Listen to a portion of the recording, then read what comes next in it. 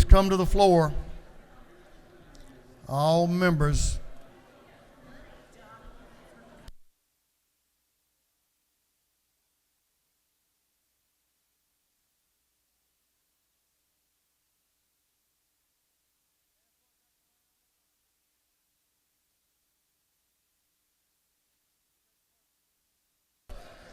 The hour for convening having arrived, all members will please take their seats. Mr. Clerk, will you ring the bell?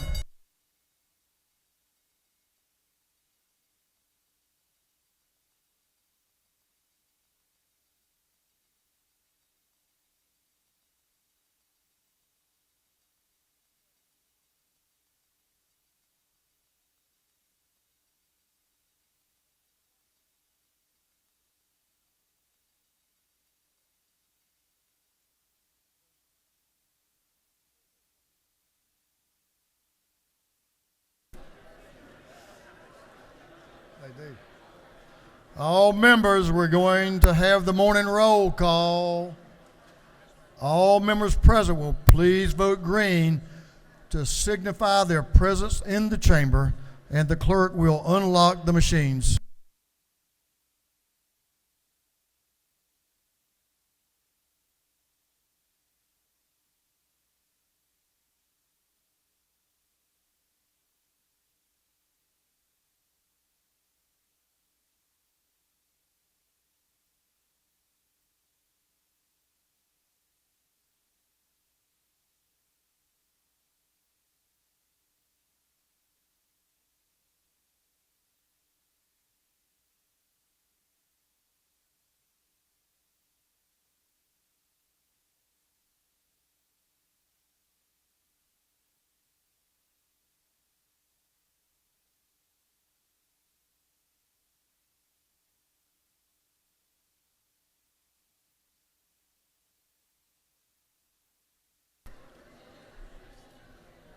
Have all members voted? Have all members voted? If so, the clerk will lock the machines. Doorkeepers, will you please close the doors and keep them closed?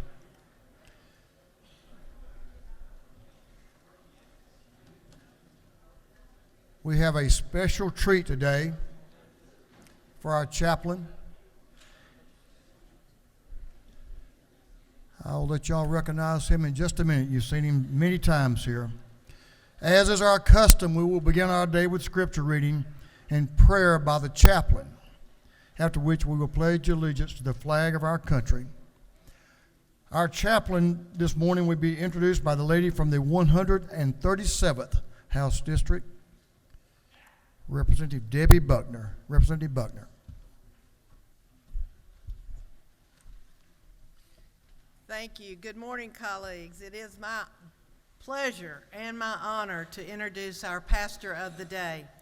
He is a graduate of Mercer University, Southern Baptist Theological Seminary, and received his doctorate from Princeton Theological Seminary. He is the 33rd pastor in the history of First Baptist Church of Columbus, a church that is as old as the city it serves. As a preacher's kid, one might observe that God had him in training all his life. As many of you experienced when you went to Columbus recently, he is welcoming, he is great at caring for his flock, he is thoughtful in his sermons, messages, and conversations, he is nurturing and involved in preparing for the future with programs such as Victory Mission, Second Story, and the Mercer Medical School in Columbus. He's also childlike, riding his bicycle and playing with children and youth at the monthly Bible studies at his home. A lifelong Georgia resident, a family man married to Roxanne, they have 2 sons, J.C. and John Christopher, and 5 grandchildren.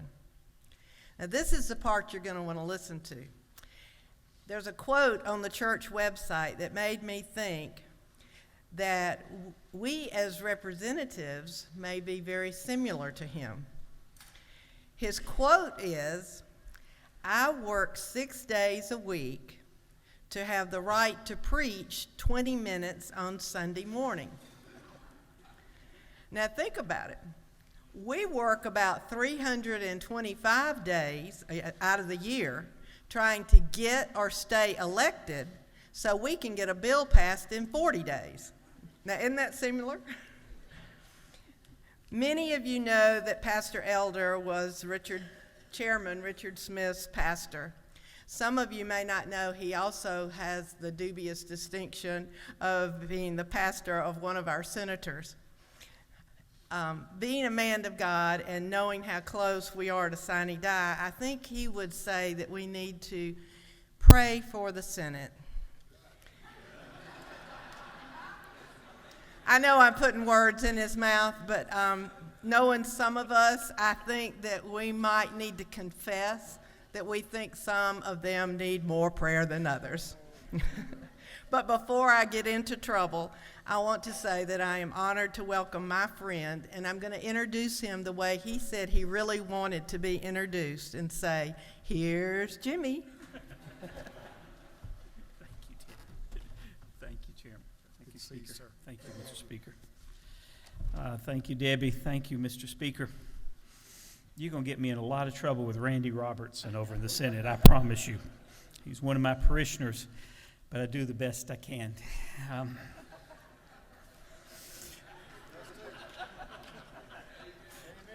Got Teresa up there.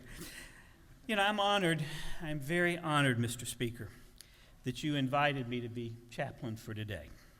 That touched my heart, and it blessed me to be able to have the opportunity to be here. I count you as my friend, and I'm grateful for that. Chairman Richard Smith was such a dear friend. And Mr. Speaker, as you spoke that day, I was so moved by what you said, how you said it, and the blessing that you brought to Richard's family. And I think you brought to the entire house by representing them in such a beautiful way. You blessed us in a lot of ways. You know, I feel so much at home here, and I'm grateful to my friend Debbie Buckner, who does a great job representing us down Columbus Way. And I'm grateful for her friendship, and her daughter Olivia is very special as well. Well, I said I feel very much at home here. You offer your time and you offer your gifts to the great state of Georgia. And my lifelong home has been the great state of Georgia, so I've benefited all through my life for what you as a people have done. You have helped me grow. You've helped me feel safe. You've helped me thrive, and you've helped me become the person that I am today because of decisions you've made in this chamber and because of the way that you have touched lives and will continue to touch them in perpetuity. I'm very grateful for that. And I have the honor of being able to tell you that, not just behind your backs, but to your faces. When I stepped into the pulpit at First Baptist Church of Columbus on February the 5th of 2024, I looked at that sanctuary and it was filled with individuals from across our state. Most of you were in that room. Most of you had come to honor Richard Smith for the work that he had done, for the collegial relationship that you had had with him.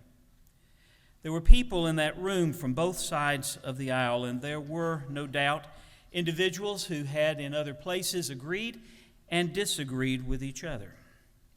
There were people from far reaches of the state, people who worked together and who spoke together and who made decisions together. What struck me and brought me to the brink of tears as I stood in that place that's familiar to me, but was filled with so many wonderful faces, was that all of you gathered on level ground and you left your egos, your politics, your issues, and your differences somewhere else, and you came to honor a man together whom you respected. It was a beautiful moment. And from where I stood, it was a very holy moment. I'm grateful. The top officials in our state and community shared the platform in humility and grace as they remembered their friend Richard Smith. God was present in that moment. The whole room had one focus. We realized, as I said at the funeral, that a great man had fallen. We were all shocked and heartbroken. For a moment, the business of the state ceased, and every heart was joined in what can only be called community. I've never seen a purer example, a parable, if you please, of what it really means to be community. Community is a group of people who, having something in common, by one definition, a feeling of fellowship with others as a result of sharing common attitudes, interests, and goals. Your common interest is the betterment of the state of Georgia. And in the book of Job, we see the central character, Job, who's struck with tragedy and loss and problems, and you've seen your share of them. As we went through COVID and all sorts of other things, you've seen that happen. Well, when Job was sitting there, feeling the pain, feeling the grief, feeling the loss, he was visited by 3 close friends. The friends were Eliphaz the Temanite, Bildad the Shuhite, and Zophar the Naamathite. It said, when they heard about all of his troubles that had come upon him, they set out from their homes and met together by agreement to go and sympathize with him and comfort him. When they saw him from a distance, they could hardly recognize him. They began to weep aloud, and they tore their robes and sprinkled dust on their heads. Then they sat on the ground with him for 7 days and 7 nights. No one said a word to him, because they saw how great his suffering was. The 3 friends came out of sympathy. They came from different places. They came to be with him, and they didn't know what to say. They had no idea what to say to a person going through what he was going through, so they did the one holy thing they could. They sat in silence and created community with him for 7 days. The only time they got in trouble was when they started trying to explain why he was going through it. They waited 7 days before they said anything. The power of community is something that we do not need to ever underestimate. We see it in Job. I saw it in Richard's service. I saw it a number of years ago when 2 high-end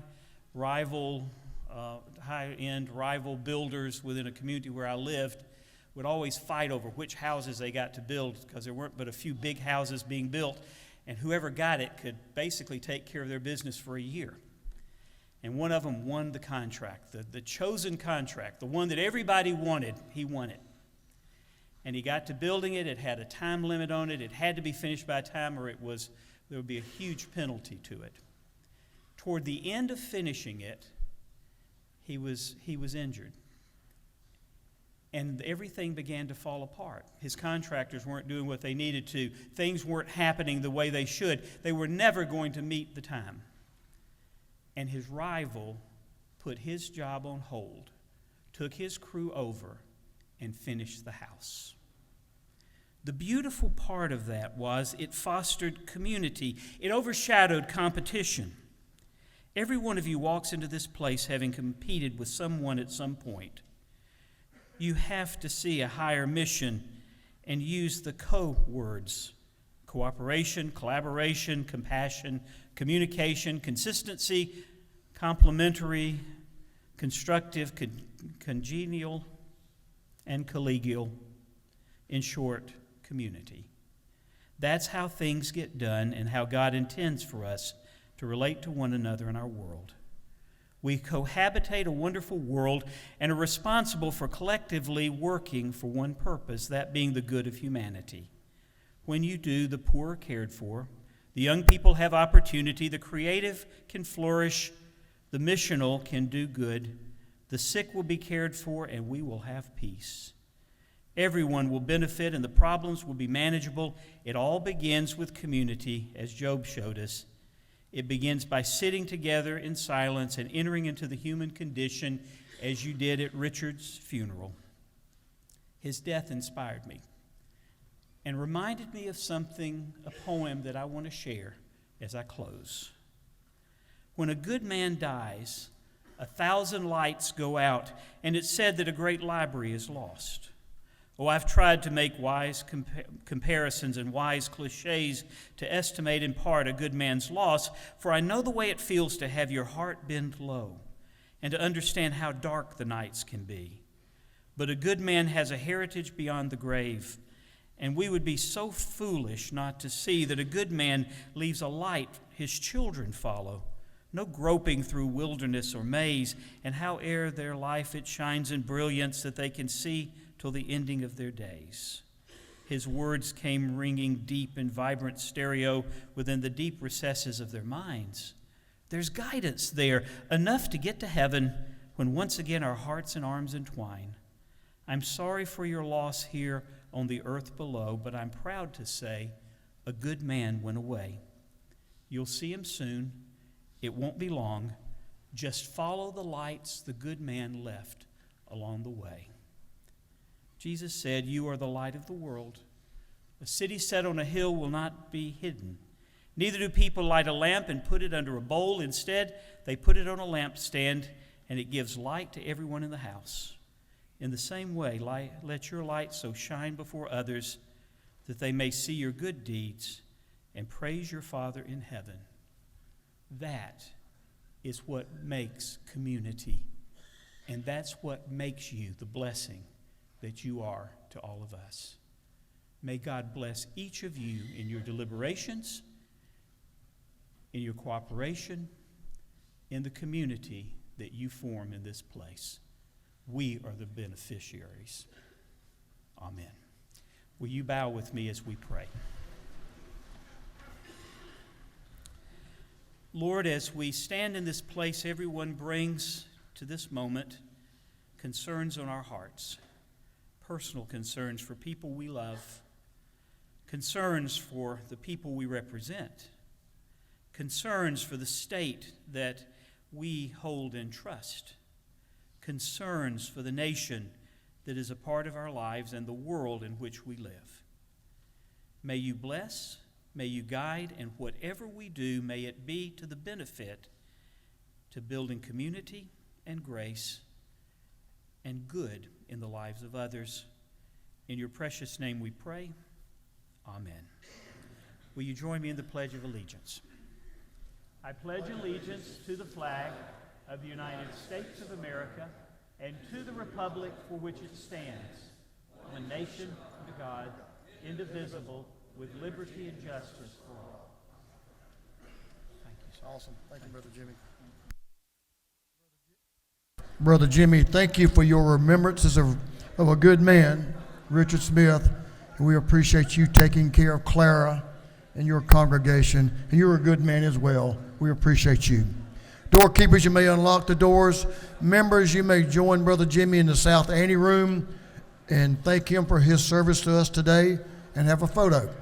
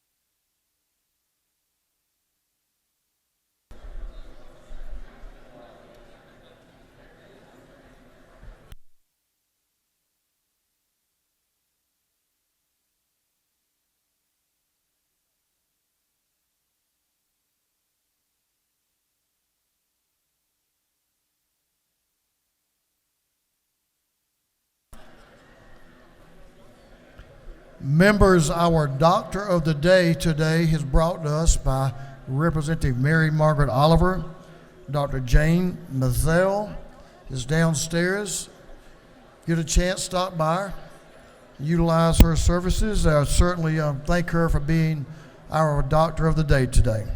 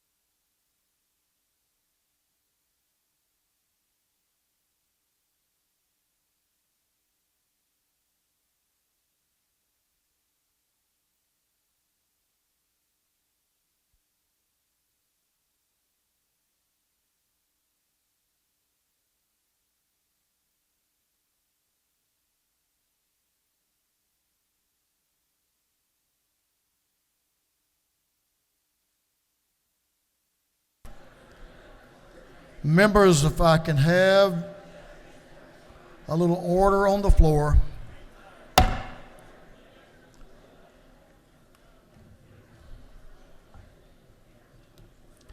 Chairman Tarvin, the chair of the Committee on Information and Audits, is recognized. Chairman Tarvin.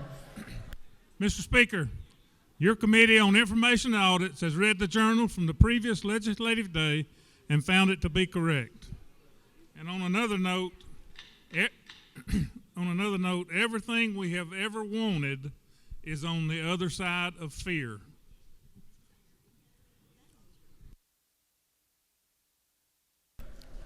Mr. Chairman, I think there's a lot of truth to that, and I thank you for your insight. Is there any objection to dispense with the reading of the journal? The chair hears none. The reading of the journal is dispensed with.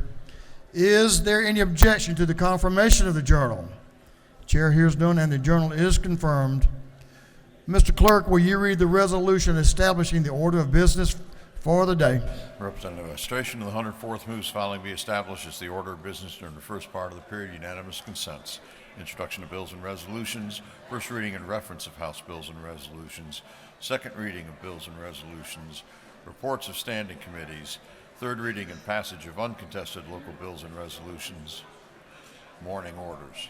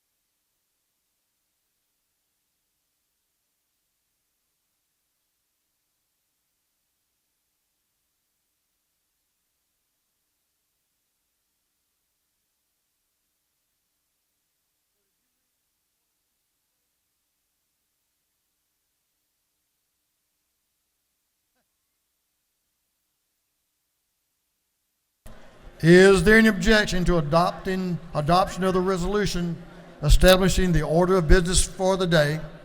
Chair hears none. The order and the resolution is adopted.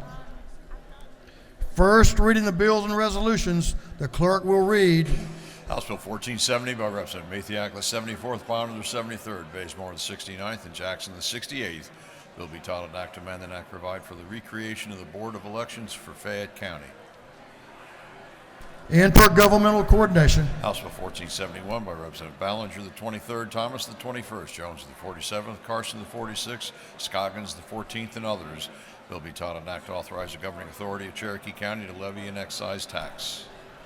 Intergovernmental coordination. House Bill 1472 by Representative Gamble, the 15th. The bill be titled an act to provide for the creation of one or more community improvement districts in Bartow County.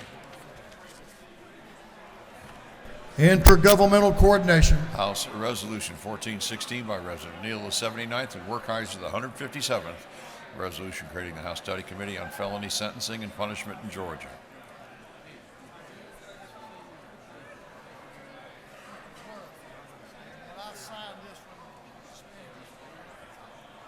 Judiciary non-civil.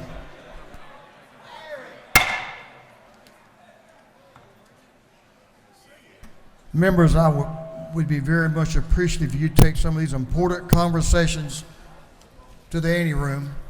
Doorkeepers, will you close that door out front? A lot of noise is coming in from out there. I can barely hear the clerk. Mr. Clerk, if you'll continue. House Resolution 1417 by Representative Cannon, the 58th, and Bell, the 75th. A resolution honoring the life of Dr. Roy Charles Bell and dedicating a bridge in his memory. Transportation. House Resolution 1418 by Representative Lallier, the 59th, Washburn, the 144th, Fryer, the 122nd, Wiedauer, the 121st, Hughley, the 141st, and others. A resolution creating the House Study Committee on the use of local fees to support affordable housing. Governmental affairs. House Resolution 1432 by Representative Crowe, the 118th, McCollum, the 30th. A resolution creating the House Disaster Mitigation and Resilience Study Committee. Governmental affairs. House Resolution 1433 by Representative Bell, the 75th, Huddleston, the 72nd, Holland, the 54th, Maynard, the 56th, Clark, of the 108th, and others. A resolution creating the House Study Committee on the Eradication of Homelessness. Governmental affairs. That completes first readers.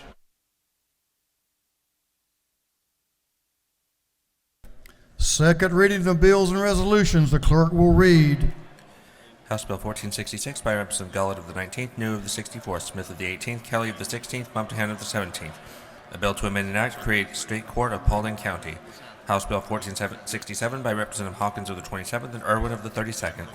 A bill to amend an act creating a new charter for the city of Gillsville. House Bill 1468 by Representative Saines of the 180th. A bill to authorize the governing authority of Camden County to levy an excise tax.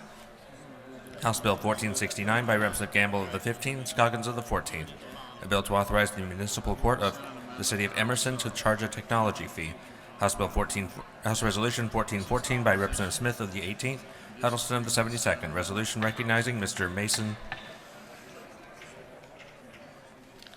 Mace Aubrey McIntyre II and dedicating a bridge in his memory. House Resolution 1415 by Representative Dempsey of the 13th. A resolution recognizing Mr. Max C. Max Tolles and dedicating an intersection in his memory. House Resolution 1419 by Representative Bonner of the 73rd, Clark of the 100, Prince of the 132nd, Cannon of the 172nd, Saines of the 180th. Resolution creating the House Study Committee on Assistance Programs for Veterans Applying for Military Benefits. Through second readers.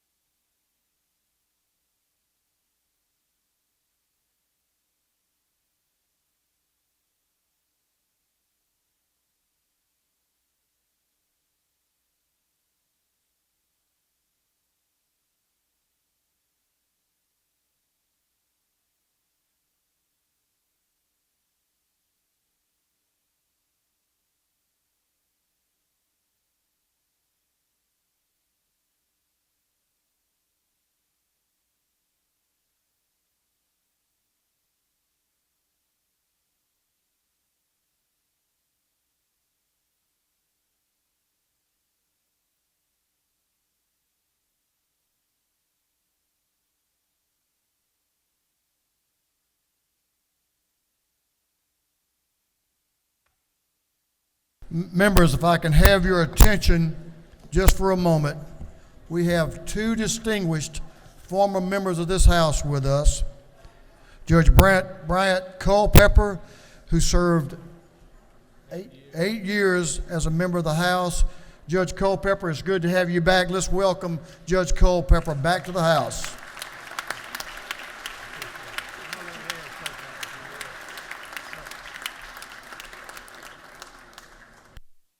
Now, another distinguished gentleman, the acorn fell a little bit distance from the tree. Senator Walker is over on the other side of the building. We'll pray for him, as we said this morning. But former Majority Leader of this House, Representative Larry Walker, who served 32 years in this House, 16 years as a Majority Leader. Mr. Leader, let's welcome the Leader back to the House, and I want you to say a word, if you will.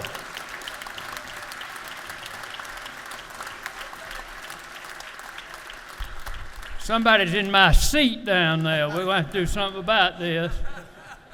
As I look around this room, there's one thing that really strikes me.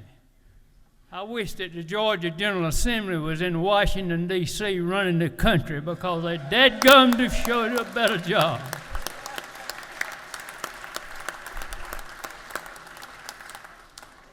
I'm emotional. Excuse me. A lot of my life revolved around this place, and I'm just happy to be back. I don't come often. I got the other Larry Walker up here telling me what goes on, but I'm glad to be here. I appreciate the great job you're doing. A great job. It's not a good job, and I'm glad to be here, and I hope to see a lot of old friends. I've already seen a lot. And I hope to meet some new friends today, and keep the good work up. Thank you very much. Mr. Leader, we're so proud that you're back. We know that you laid the groundwork for what success of this state in so many different ways. Thank you for your service and your dedication to Georgia. Thank you.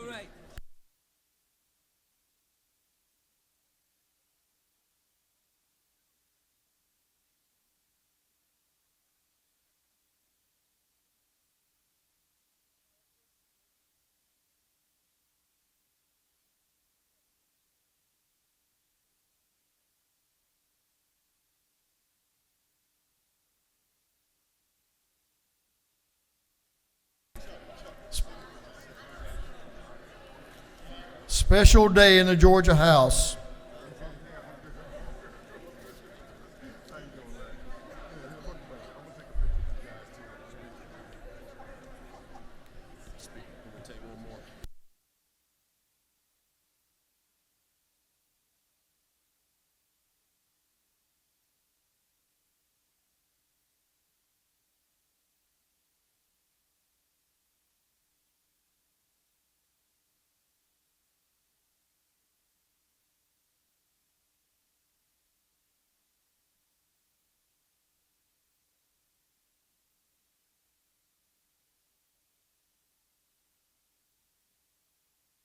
Members, I will ask you if you'll join former Leader Larry Walker out in the South Anteroom and greet him and maybe have a photo if you'd like.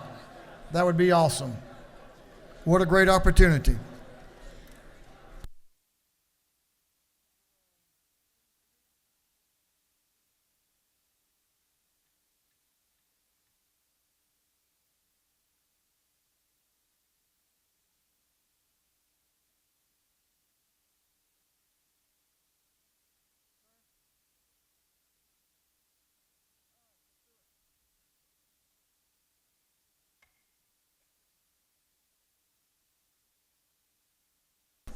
Reports of standing committees. Mr. Clerk will read. Representative Robert Dickey, the 145th District, Chairman on the Committee on Agriculture and Consumer Affairs, submitted the following report. The Speaker of the Committee on Agriculture and Consumer Affairs has had under its consideration the following bills of the House and Senate: It's instructed me to report same back to the House with the following recommendations. House Resolution 1135 do pass by committee substitute. Senate Bill 132 do pass by committee substitute. Senate Bill 472 do pass. Senate Bill 534 do pass by committee substitute. Respectfully submitted, Representative Robert Dickey, the 145th District Chairman. Representative Don Parsons of the 44th District, Chairman on Committee on Energy, Utilities, and Telecommunications, submitted the following report. Mr. Speaker, your Committee on Energy, Utilities, and Telecommunications has had under its consideration following bill of the Senate and has instructed me to report same back to the House with the following recommendations. Senate Bill 422 do pass by substitute. Respectfully submitted, Representative Don Parsons, the 44th District Chairman. Representative Chuck Martin of the 49th District, Chairman of the Committee on Higher Education, submitted the following report. Mr. Speaker, your Committee on Higher Education has had under its consideration the following bills of the Senate and has instructed me to report same back to the House with the following recommendations. Senate Bill 137 do pass by committee substitute. Senate Bill 497 do pass by committee substitute. Respectfully submitted, Representative Chuck Martin of the 49th District, Chairman. Representative Beth Camp of the 135th District, Chairman of the Committee on Intergovernmental Coordination Local, submitted the following report. Mr. Speaker, your Committee on Intergovernmental Coordination Local has had under its consideration the following bills of the House. Has instructed me to report the same back to the House with the following recommendations. House Bill 1402 do pass by substitute. House Bill 1454 do pass. House Bill 1456 do pass. House Bill 1458 do pass. House Bill 1462 do pass. House Bill 1463 do pass. House Bill 1460 do pass. House Bill 1461 do pass. Respectfully submitted, Representative Beth Camp of the 135th District, Chairman. Representative Gunner of the 8th District, Chairman of the Committee on Judiciary, submitted the following report. Mr. Speaker, your Committee on Judiciary has had under its consideration following bills of the Senate and has instructed me to report same back to the House with the following recommendations. Senate Bill 64 do pass. Senate Bill 425 do pass by committee substitute. Senate Bill 426 do pass. Senate Bill 433 do pass. Senate Bill 508 do pass by committee substitute. Respectfully submitted, Representative Gunner of the 8th District, Chairman. Representative Mandy Ballinger of the 23rd District, Chairman of the Committee on Juvenile Justice, submitted the following report. Mr. Speaker, your Committee on Juvenile Justice has had under its consideration the following bills of the Senate and has instructed me to report same back to the House with the following recommendations. Senate Bill 230 do pass by committee substitute. Senate Bill 376 do pass. Senate Bill 454 do pass by committee substitute. Senate Bill 520 do pass. Respectfully submitted, Representative Mandy Ballinger of the 23rd District, Chairman. Representative John Corbett of the 174th District, Chairman of the Committee on Motor Vehicles, submitted the following report. Mr. Speaker, your Committee on Motor Vehicles has had under its consideration the following bill of the Senate. It instructed me to report the same back to the House with the following recommendations. Senate Bill 507 do pass. Respectfully submitted, Representative John Corbett of the 174th District, Chairman. Representative Shaw Blackman of the 146th District, Chairman on Committee on Ways and Means, submitted the following report. Mr. Speaker, your Committee on Ways and Means has had under its consideration the following bills of the Senate. It has instructed me to report the same back to the House with the following recommendations.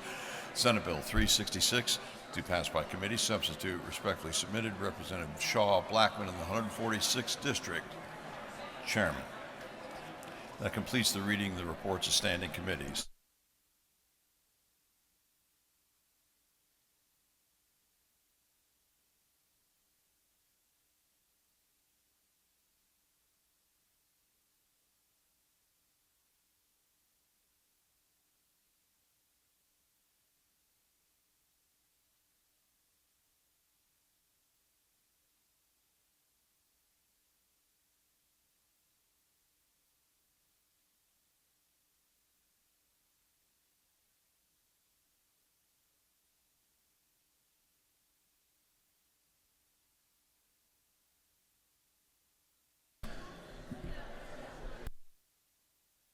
Members, we do have a local calendar this morning.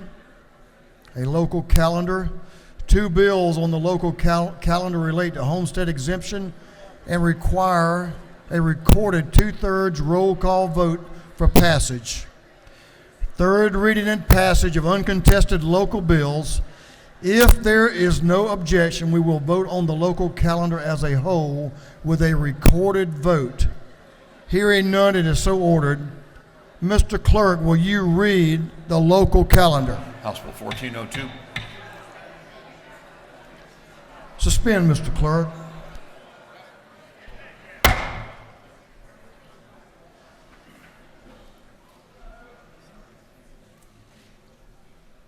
I know the committee has worked on this, and Chairlady Camp has worked on the local calendar. And I can guarantee you it's important to some members of this House who have bills on the local calendar.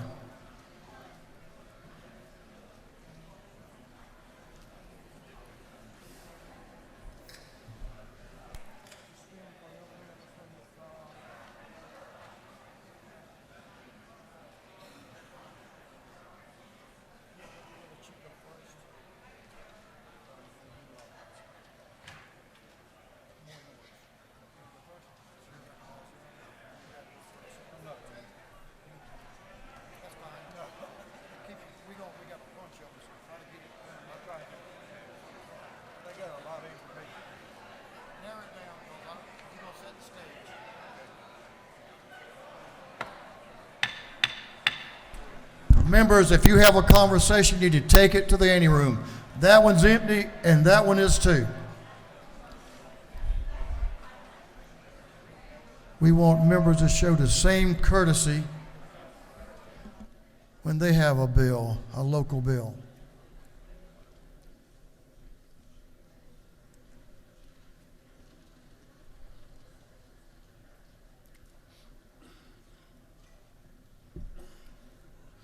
I know a lot of these young people up in the gallery, and they sure are behaving very well. I can't say that much for those on the floor, but we'll get there. What do you think, Whip Park? Think I'm right?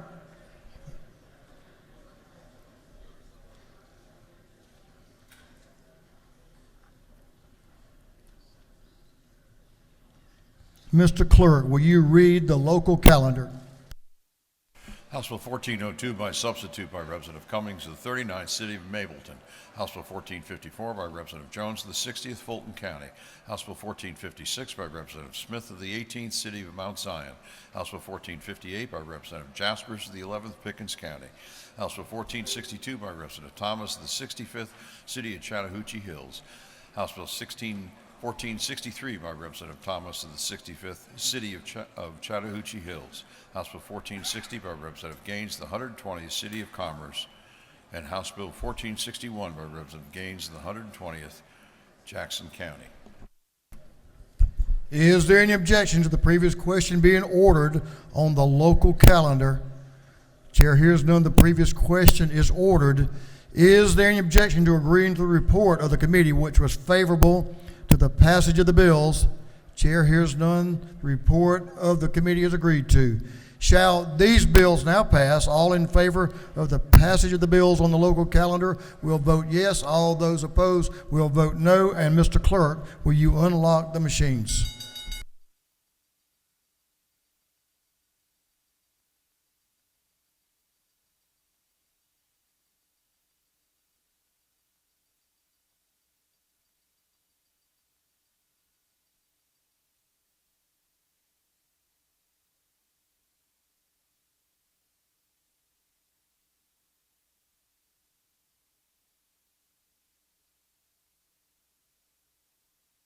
Have all members voted? All members voted. If so, the clerk will lock the machine. On the passage of the bills on the local calendar, the yeas are 161, the nays are 0. These bills, having received the requisite constitutional majority, are therefore passed.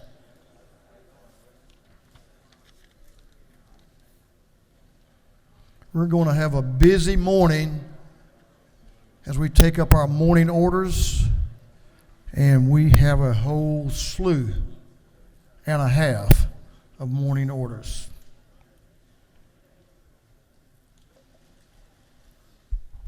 So if you're in that half, we may not get to your morning order. So if members that get in that slew part before we get to the half, will do your very best to hold it to 1 minute or less. The optimum word there is less. That would be appreciated. I'm going to begin our morning orders with Chairman Hitchens. He has a special morning order that's special to both of us that represent Effingham County, and we have a group in the gallery he's going to tell you about. They left home at 5 a.m. this morning so they could be with us, if not earlier. So is that about right, 5, or was it earlier than that? 4 a.m. It is a long way from South Georgia up here, 4 a.m. So we appreciate y'all doing that. Chairman Hitchens. Thank you very much, Mr. Speaker. As the Speaker just said, we have a significant group, I think about 70 students up here from Effingham County, all state champions. And in addition, we have the Superintendent of Schools, Dr. Yancey Ford. Where's Yancey? Principal, South Effingham County High School, Torian White. Members of the Board of Education, the Chairman, Vicki Decker, and Member Jan Landing. We have them up here today. First, the ladies. The ladies cheer team is, for the second consecutive year, is Georgia State champions in 6A. 5A, 6A are together. And not only were they state champions for 2 years, they had the highest score of any of the 100 teams that competed in the state championships. They had the highest scores of any classification. So thank you very much. We're very proud of them. Not only are they good athletes, we have a great academic program in our public school system.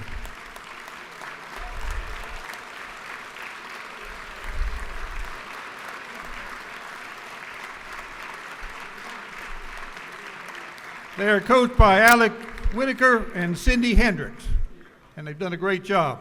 And secondly, we have the boys wrestling team, 6A champions for the second consecutive year. They're coached by head coach Christopher Bringer, who I understand is also a retired lieutenant colonel in the Army. He has Chris Hobbs, Ben Krause, and Anna Bringer as assistant coaches. And we have 2 individual state champions. Ashton Anderson, where's Ashton? He's the heavyweight state champion in Georgia. And Eli Wood.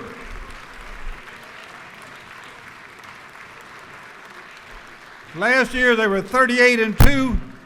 This year they're 37-0. They're undefeated, and they put on quite an exhibition, and we're so proud of them. Once again, not only are they good athletes, they're great students. We send a lot of students off to the University of Georgia, Georgia Tech every year, and even to some of the Ivy League schools. So thank you very much. We appreciate you driving all that way, getting up 4 o'clock in the morning.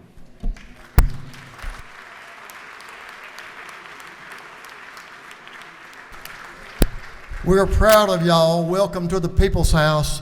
And I'll tell you, Chairman Hitchens did a great job. He had 2 morning orders in 1.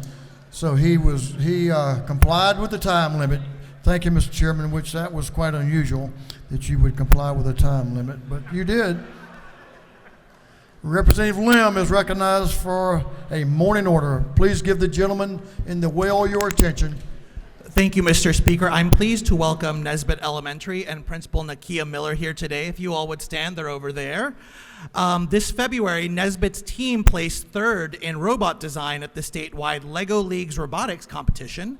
Not content to master the sciences, they also recently showcased a whopping 18 of their students' artwork at the District Tapestry Showcase. Now they're here today learning about government, and we're very proud of you, so let's take a moment to give them a warm welcome.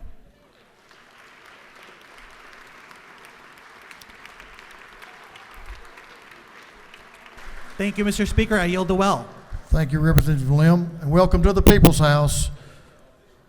Chair Lady Cooper is recognized. Representative Adenia is on deck. On deck. Representative Cooper. Thank you, Mr. Speaker. Ladies and gentlemen of the House, I have a special group here today. It's the Walton High School Varsity Co-ed Cheerleading Squad.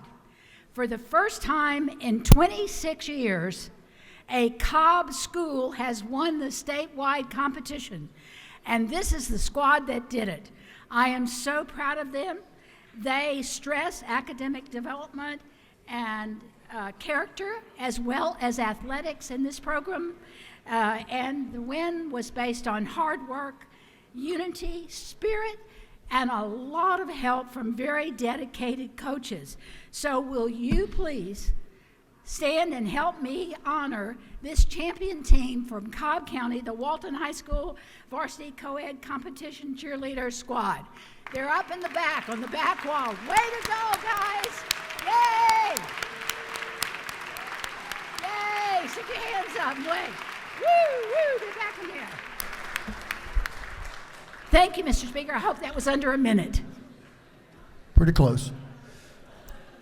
We may just have a cheer off here in a few minutes downstairs. These two great squads, welcome to the People's House. We appreciate all y'all do. Representative Dunya, recognize and friends.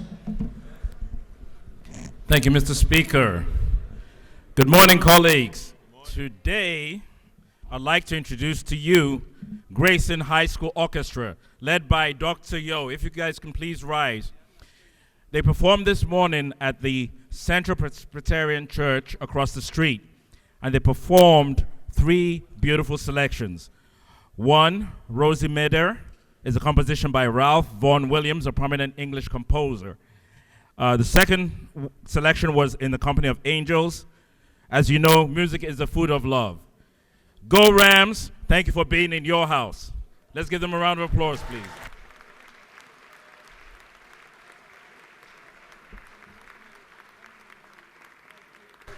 Thank you, Mr. Speaker. Welcome to the People's House. Thank you, Representative. Representative McLean, I see you're already here in the Gwinnett delegation. Representative Dewey McLean in the Gwinnett delegation, recognized for a morning order. Thank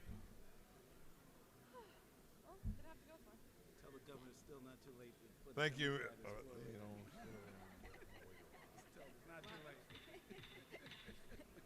Always something different you can do, right? Yes.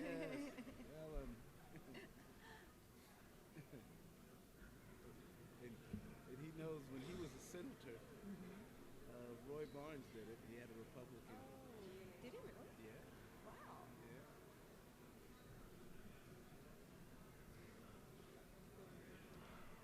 Yeah. All those people. Gentlemen, suspend for a minute. We've got some folks entering and leaving the gallery.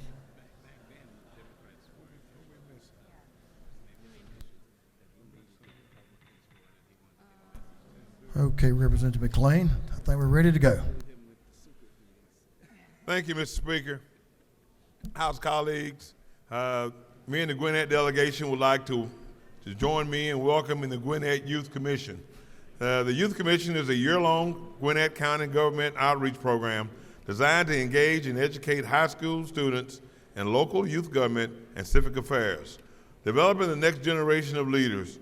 The commissioners serve as representatives to and for Gwinnett Board of Commissioners, department directors, and community leaders. There are currently 32 students, and these students come from Peachtree Ridge, Duluth, Paul Duke, Central Gwinnett, Gwinnett School, Collins Hill Discovery, South Gwinnett, Killian Hills Christian, Grayson, Decula, Brookwood, Shiloh, North Gwinnett, Mills Creek, Lanier. And I want to thank these students for making the trip here and making every effort to be here. And they should be up in the audience somewhere. Is that them standing? Well, there they are. If you all can stand up and give our Gwinnett Youth Commission a nice hand. I'm glad they made it in, Mr. Speaker. Thank you all students for being here. Thank you. Thank you, Representative. Welcome to the People's House, young people from Gwinnett. Representative Hong, recognized for morning order.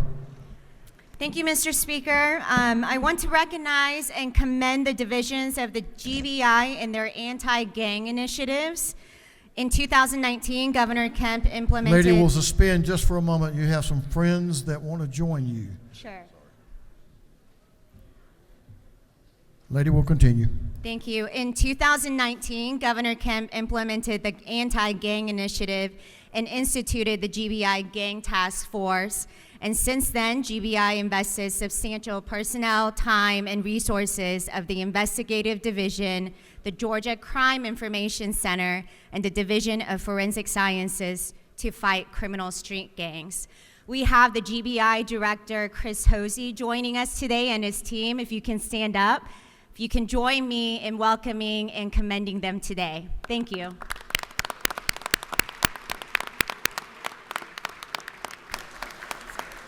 Thank you, Mr. Speaker, and I yield the well. Thank you, Representative. Thank you, Mr. Director, and your team. You're making a difference, and we appreciate what you're doing. Thank you. Representative Nulowitz, Representative Silcox, Representative Holland, all recognized to salute the Junior League. Give the Lady Noel your attention, please. Thank you, Mr. Speaker. Yes, it is my delight once again to recognize the Junior League of Atlanta and to welcome so many of their amazing members to the Capitol. I am a member of the Junior League. Representative Silcox is a member of the Junior League. We both have been for a very long time because they used to let babies join. The Junior League of Atlanta is a group of women volunteers, more than 2,000 women strong in Atlanta. Casey's honorary. And their mission is to advance women's leadership for meaningful community impact through volunteer action, collaboration, and training, and dare I say, advocacy. The organization was founded in 1916. It has a storied history of founding many beloved nonprofits like the Atlanta Children's Shelter, Trees Atlanta, the Atlanta Speech School. Their work continues today through the lens of literacy, advocacy, training, and volunteering so that everyone has the essential skills to live a self-determined life. The JLA reaches out and impacts and includes women of all races, religions, and national origins who demonstrate an interest and a commitment to volunteerism. Today, they are here in support of priorities including legislation that would ensure safe and habitable housing, expanding child care and parent services funding. If you see a woman in red, chances are they're here with the Junior League of Atlanta, and I recognize them in the gallery today. Thank you. Welcome to the People's House.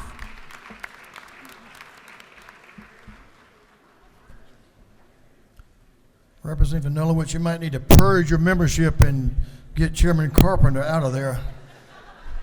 Thanks for what y'all do. We appreciate y'all do great work. The Junior League does. Thanks for being here. Chairman Dubnik is recognized for a morning order. Chairman Dubnik.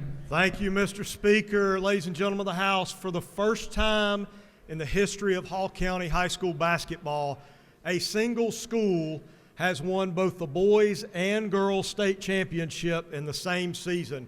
My alma mater, Lakeview Academy, has won both state championships. Each, the boys and the girls teams, placed 3 players on the all-state team. Girls coach Ken Huffman was coach of the year. Boys coach Benji Wood was coach of the year. They are all in the gallery, but they could not have done it this year without the cheerleaders being there in support all along the way. Mr. Speaker, we have filled up the gallery.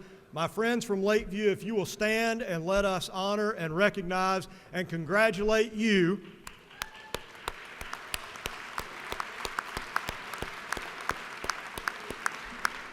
And Mr. Speaker, if that wasn't enough, one of our varsity athletes, Jacob Duke, also won a state championship in skeet shooting. We are proud to have him here and all of the Lakeview family. Go Lions. Great year for Lakeview. Congratulations. Great year. Thanks for being here. We appreciate y'all making the effort. Chairman Powell, Chairman Irwin are recognized. Come on down, golfers. All the golfers. If you're a hacker, come on down. I think you got most of y'all, Mr. Chairman. Right. Thank you, Mr. Speaker, and ladies and gentlemen of the House. Today is golf day at your Capitol. Up in the gallery, we have some of the golf professionals that do such a good job in this state.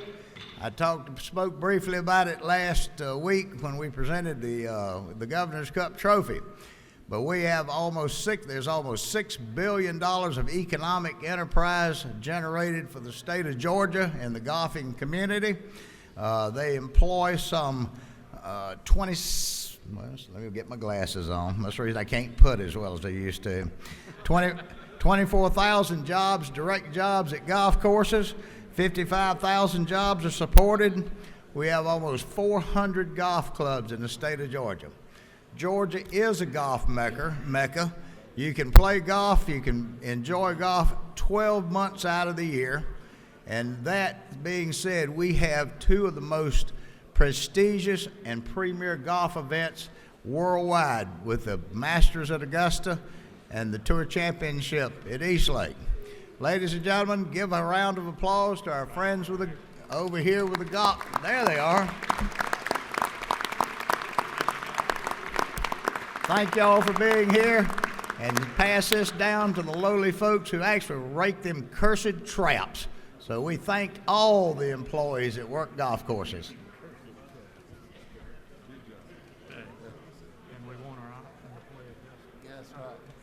Representative Marin is recognized for a morning order. Representative Pete Marin. And Representative Martinez. Right. Come on. Representative Good morning. May Martinez. Thank you, Mr. Speaker. Good morning. Today I rise to recognize and commend Unión de Asociaciones de Charros del Estado de Georgia. Charrería, deeply rooted in Mexican culture, traces the roots to the 16th century when it emerged from the daily tasks of cattle management on Mexican ranches. Charrerías is perhaps the only sport that was born as a direct result of work and this skilled Mexican cowboys, known as charro. Today I have several of them in the gallery. Would you stand and be recognized? Thank you, Mr. Speaker. Welcome. All right. I'm gonna. Awesome. Good to have y'all. I love the sombreros. I think that's right, isn't it? Sombreros. Good to have y'all with us in the People's House. Representative Jenkins recognized for a morning order. Thank you, Mr. Speaker. Friends, Georgia is home to some 70,000 miles of rivers and streams, 425,000 acres of reservoirs, and along the state's coastline, 5 large estuaries fringed by some 400,000 acres of coastal marshes. We've got a lot of water in this state and thus a lot of places to play in the water. The state's outdoor recreation economy generates some $27 billion in consumer spending annually. Today we have with us at the Capitol some of the organizations and individuals that know this water best. You may have noticed them in their life jackets. I'd like to recognize these organizations during their Boaters Day at the Capitol. First, the Georgia River Network is the Department of Natural Resources non-governmental partner promoting the state's water trail program, a system of more than 36 boating paths around the state. Georgia Canoeing Association is a statewide organization that promotes recreational paddling, river courtesy, skill development, river safety. It works to keep Georgia's rivers clean, flowing, and open to the paddling public. American Whitewater is a national organization with many Georgia members focused on protecting and restoring our nation's whitewater rivers and enhancing opportunities to enjoy them safely. American Canoe Association is a national organization with a strong Georgia membership which serves as the national governing body for the Olympics paddle sports and serves the broader paddling public by providing paddle sports education programs, supporting stewardship initiatives that affect paddlers and the rivers they enjoy, and also offer competition opportunities to paddlers of all abilities. Please join me in welcoming these organizations and their members today. If you could please stand. Thank you.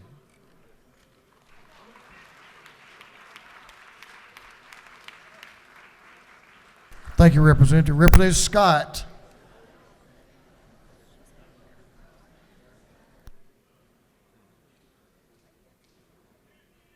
Representative Sandra Scott is recognized for a morning order.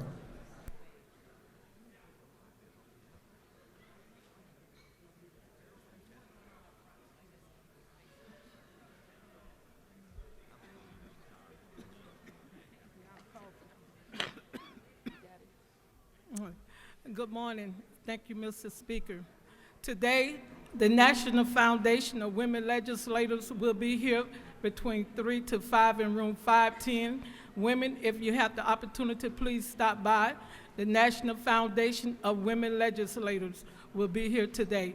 Thank you, Mr. Speaker, and I yield the well. Come on, Billy. We know you love to come.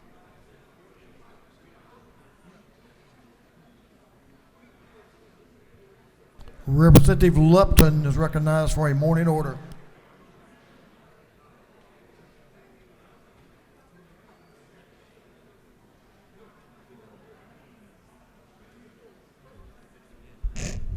Thank you, Mr. Speaker. I wish to welcome the ninth graders from Chamblee High School who are here today. If they're in our gallery today, Chamblee High School is where my children have attended school, and Sally Stanhope, one of their civics teachers, has brought a great group here today to learn about government. You guys here?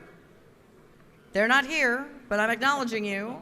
Congratulations, you're in the people's house. I yield the well.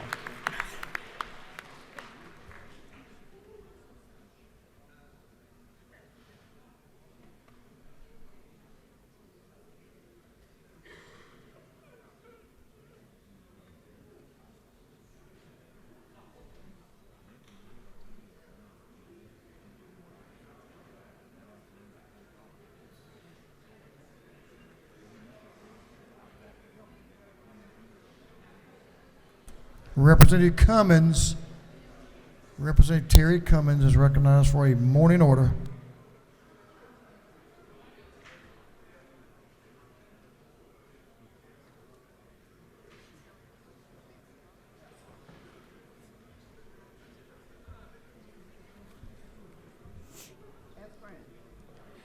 Good morning. And friends. That means you too. Good morning. I'd like to recognize the 10-year anniversary of the Georgia Advancing Communities Together, Georgia Act. This organization is a statewide member organization for nonprofit affordable housing and community development organizations engaged in housing development, housing counseling, and community development. Thank you.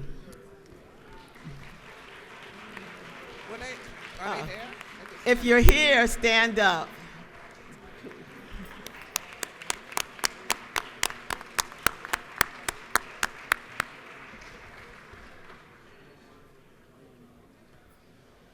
Representative Brad Thomas is recognized for a morning order. Thank you, Mr. Speaker. I'd like to welcome the Georgia Tech Glee Club today. They're up here in the top right of the gallery, if y'all could stand up for me. The club was founded in 1906, and it's the oldest student organization at Georgia Tech, and it's the oldest glee club in the South. The club is known for its fresh, occasionally humorous interpretations of popular music, and it's also known for a policy of not requiring auditions, so I might actually be able to join it. Otherwise, welcoming students of all musical abilities and talents. Please visit them today. They'll be performing some live music in 2:30 CAP anytime between 11:30 and 12:30. With that, I will yield the well. Thank you, Mr. Speaker.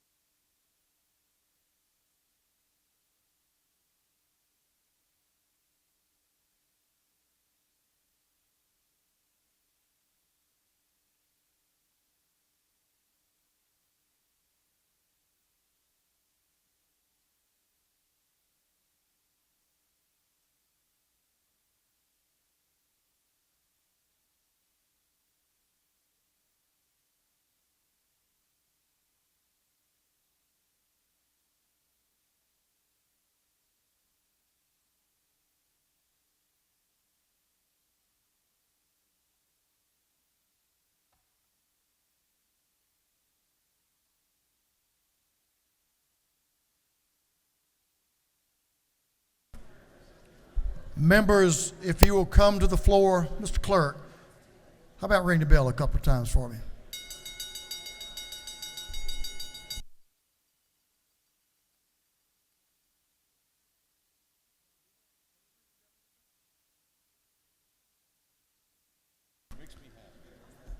Members will please come to the floor. Doorkeepers, will you have folks move in that may be standing in the ante rooms, move in or out? We have a couple of special, very special morning orders.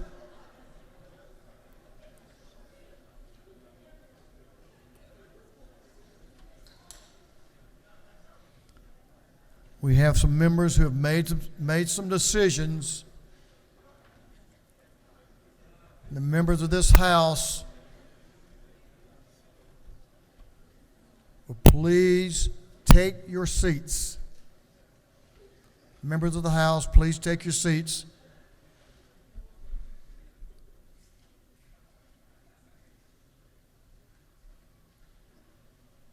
And give the member in the well your attention.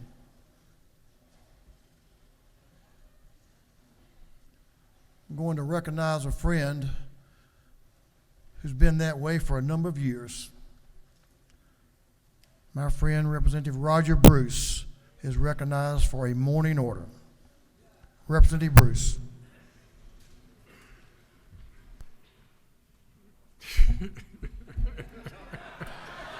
Come on, y'all, that's not right now. All right.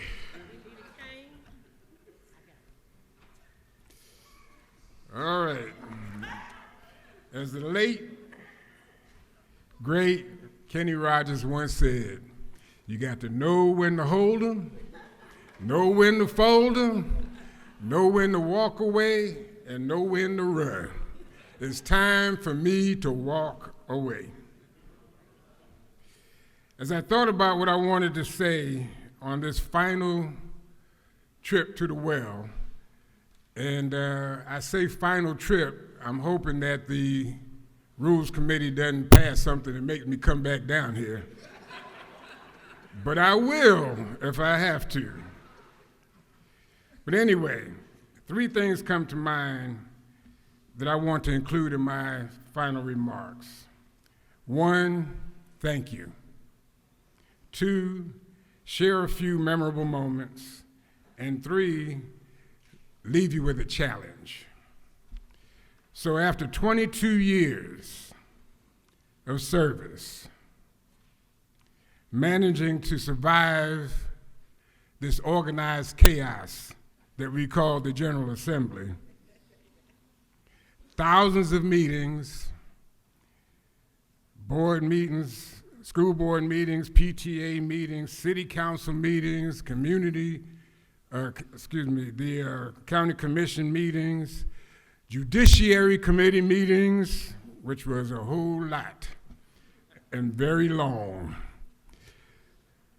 Fulton delegation meetings, and all the other meetings, events, retreats,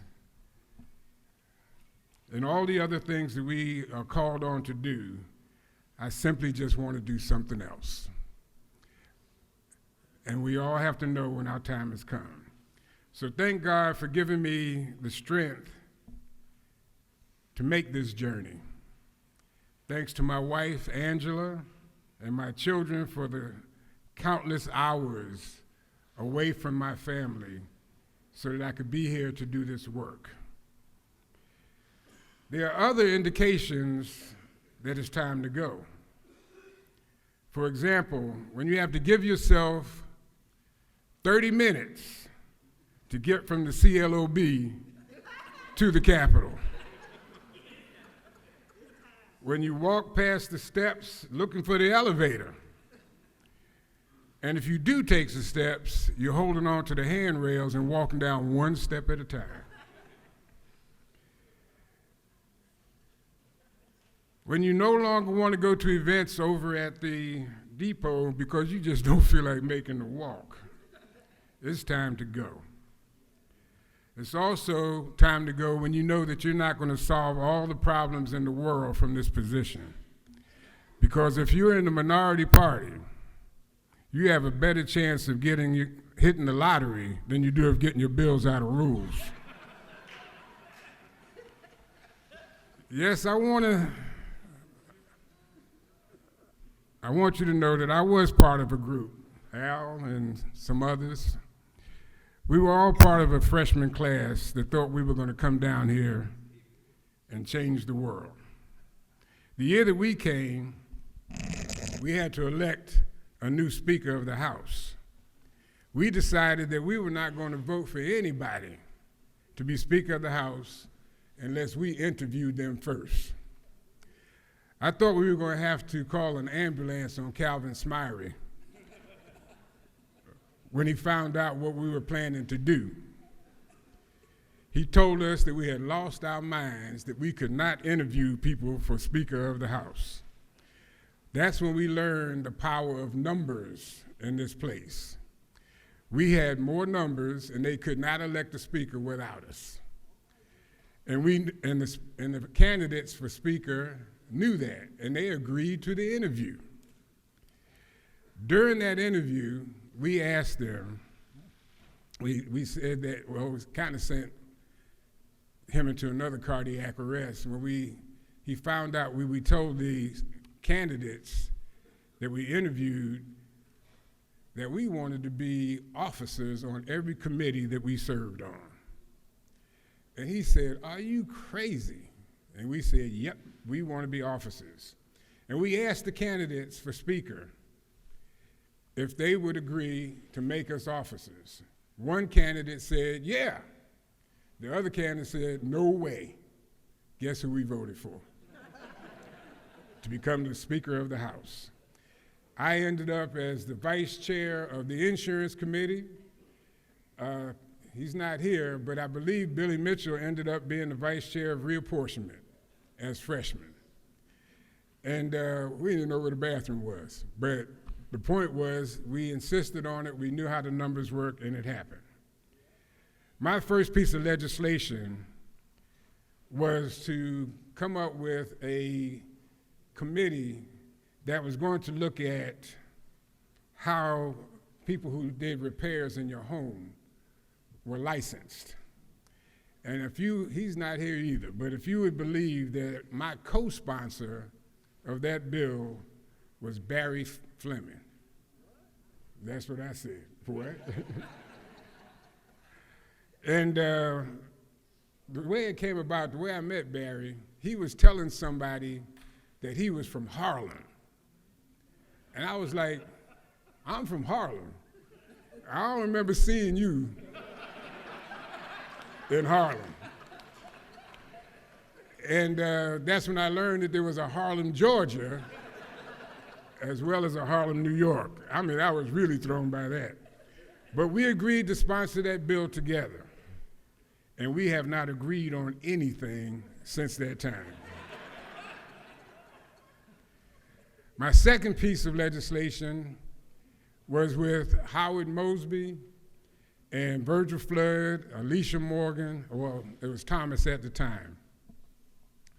We were all freshmen, and we decided that we wanted to change the state flag of Georgia, to remove all of the Confederate emblems that were on that flag. And we were able to get a few of the senior members to join us in that effort. And we got that bill passed. And what was so weird about it is that I was told, I had a picture that I wanted to show you. They told me it was too graphic to put it up there. But we had people take our images off of the state site, and they made me look like I was Gaddafi. They had put a beard on me, one of them hats on me, and they did it with all of them. And that went across the entire state. And I really wanted to show it to you, so if you really want to come see it afterwards, come over to my desk, I'll show it to you. But that was when the first time that we started getting phone calls, hundreds by the minute. People were calling us from all over the state. Our lives were threatened. All kinds of things were happening because of that flag. The Ku Klux Klan marched around the Capitol that day. They didn't wear their masks, but they marched around the Capitol. I'm telling you these things because it is part of the history. We've come a long way, but we still have a long way to go. We have not done all the things that we need to do. After that first term, I was fired up and I was ready to go. I was on a mission at that point to get us a new school in the district that I served. I wanted a new school building. So I was at a school board meeting that I talked about earlier about all the meetings I went to. I was at a school board meeting, and during that school board meeting, I felt something pop in my head. Didn't know what it was, didn't hurt, but clearly I knew something was wrong. And I went to my wife, and you know, men, we never volunteer to go to the hospital, right? We don't do that. But that night, I did. I told her something was wrong, and I needed to go to the hospital. When we got to the hospital, which was right down the street from the school board meeting, there was no neurologist on duty. But as we were going through the do you have insurance routine, I passed out. A blood vessel had burst in my brain, and it knocked me out. So everything that happened after that was what my wife told me happened. Since there was no neurologist on duty, they put me in an ambulance, and they took me down to Atlanta Medical downtown. And once we were there, the neurologist that was on duty didn't know what was going on and told my wife that he wanted to perform exploratory surgery on my brain. And my wife told him, "Are you crazy? I'm not going to let you do exploratory surgery on his brain. I'm going to take him to another hospital." Then they told her that if she put me in an ambulance and took me somewhere else, I'd be dead before I got there. She's a religious lady, and she said, "We'll take our chances. We'll put it in the hands of God." So they took me over to Emory, and Emory figured out what was going on, and they kept me in a coma so that they could do the work that they needed to do to bring me back around. Several weeks later, I woke up, not knowing that I had been out that long. I was told that my first words were, "Did we get to school?" And yes, we did. We got to school. While recovering in the hospital, I told the nurses that I was a member of the House of Representatives, and they laughed and thought I was suffering from the after effects of the surgery that I had just gone through. Speaker Coleman arranged for me to call in and put me on those two screens that you see from my hospital bed and allowed me to say hello to everybody. I wish I had the video of the nurses when they saw that. They were like, "Oh, he is." Clearly, that was a feeling of family. That was a time when I got so many prayers and so many people and so much support. I did feel like this was a family. And I really want to say thank you to all of you that were here when that happened. There were only a few people that knew that when I came out of that coma, that I had lost my ability to read. I knew what an A was, and I knew what a B was, but I could not put the sounds together to create the words. It was weird because I was still able to write, but I couldn't read what I wrote. And that was also an election year, and I was in no condition to campaign. But once again, this family that we have here stepped up. Representative Mosby, I don't know if he's here, he said he was going to try to come by. Representative Flood and others campaigned for me, and I won the election to return. But now I had to figure out how I was going to do that without the ability to read. I started therapy and discovered that I could retain things if I heard it. So I got a computer that I loaded all of the bills. I loaded all the bills on that computer, and I would sit back over there and listen to the computer read those bills to me. Only my seatmate knew what was going on. Only my seatmate knew what was happening. After about 9 months later, it felt like my brain just rebooted, and things were beginning to improve. I started to read, although I never was able to start reading at the same pace that I once read at. I used to read very fast. But I started reading and listening to the bills. Then the political climate changed. The governor's office went to the Republicans, and several members of the House switched parties, giving the Republicans the majority. A few years later, the Senate changed as well, and life has never been the same. After going through and getting adjusted to the change, another medical issue came about. I found out that I had prostate cancer. No symptoms, found out during a routine checkup. I urge all of the men in this room to get checked. So I had to go to 40 days of treatment. Every day of the session, I would go to Emory at 7 a.m. in the morning for treatment, and then I would come here. I never missed one day of serving my constituents. On the last day, I hosted the doctor of the day, and I told everyone what I had gone through.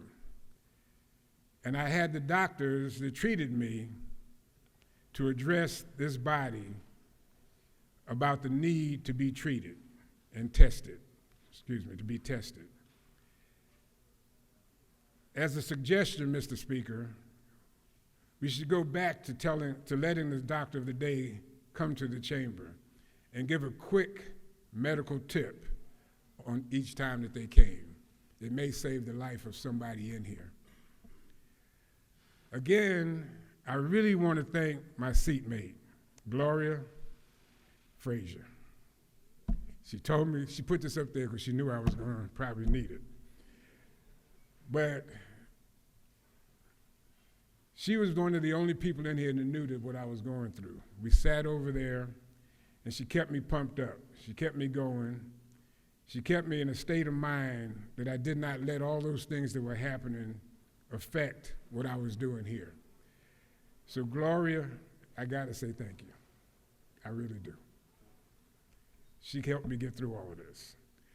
Derek Jackson and I, there's Derek over there, we used to have a show. You were part of it for a while too. We had our own show. We called it Under the Gold Dome.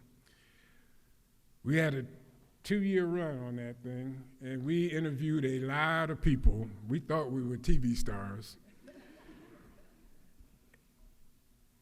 And we went through a lot of information and shared a lot of information with a lot of people. And Derek, I just wanted to thank you for sharing that experience with me. It was a great time while we were here. After 22 years, there are so many people to thank, and you just can't do it all. And I know that the speaker's going to push this button up here probably at some point, but I do want to say thank you to one more person. We have parked next to each other in the same parking space for as long as I can remember, fussing if somebody got in our parking space. We have had countless conversations about legislation, budgets, new ideas, all kinds of things. And we just talked a lot about life in general because both of us had a lot going on. My sister from another mother, Deborah Bazemore, thank you. Thank you for always being there. There are so many more people that I want to thank. The staff, our clerk, he has been great. I've never had any issues. I go up there and tell him what's going on, and he was always responsive to me. So thank you, Mr. Clerk. The doorkeepers, when I walk in and they walk up to me and they say, "Good morning, Representative Bruce," that's a great feeling. And they say it not only to me, but they say it to you. And I hope you respond to them and not just walk past them. Legislative Council and everybody else that helped me do this job, I really thank you. I really, really do. I know we have to move on, so finally, the challenge. Mr. Speaker, you and I have had a very good conversation about two pieces of legislation that I proposed.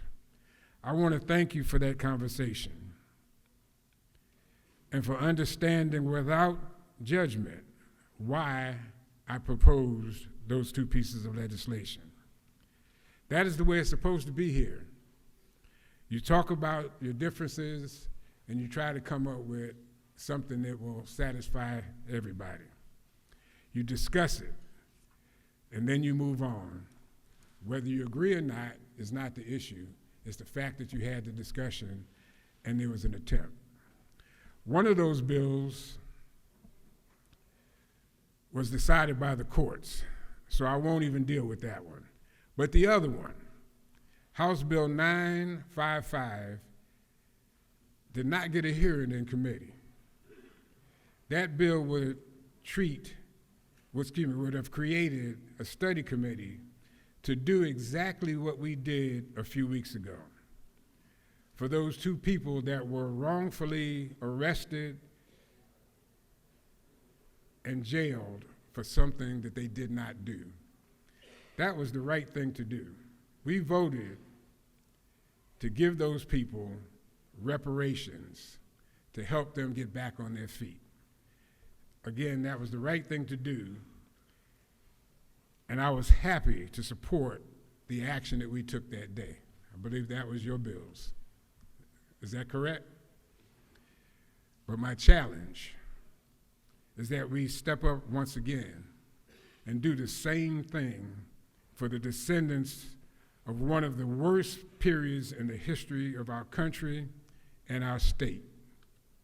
Slavery was real, and it is still having an impact on this country and this state.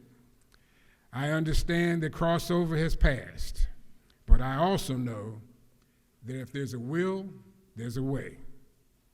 We can attach that to one of these Senate bills that we're dealing with, or Mr. Speaker, you can just form a study committee to look at this issue, the impact that it is having and has had, and come up with a House study committee that could make recommendations on legislation to be introduced in the next session. So I want you to go down in history as the Speaker and the legislators that started the healing process and did for thousands of people what we did for those two people a few weeks ago. Everyone has spoken so far about this being a family. My last request is that we do as families do, that we step up, we embrace each other, and help one another, and do one more time what we did 2 weeks ago. I really appreciate all of you. I really, really do.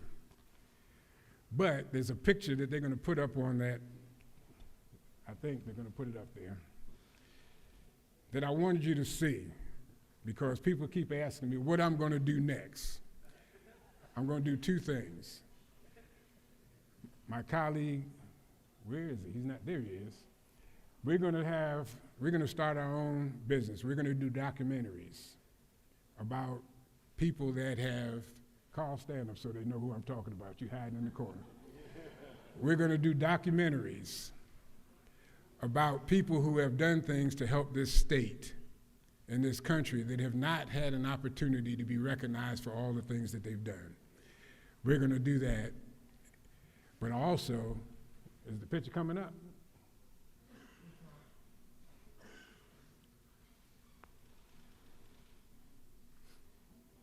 Okay, I'm good. If the speaker's good, I'm good.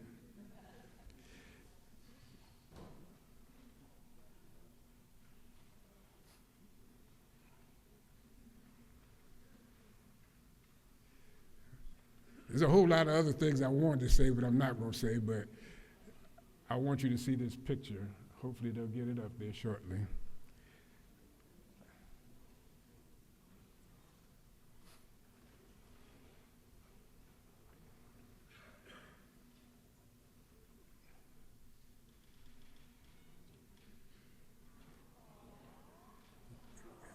That's what I'm going to be doing. I'm headed to Texas to spend time with my granddaughter, Nova. That is Nova. Somebody take a picture of that so I have that on that big screen, please. So to all of you, I just want to say thank you, God bless you, and Mr. Speaker, with that, I yield the will.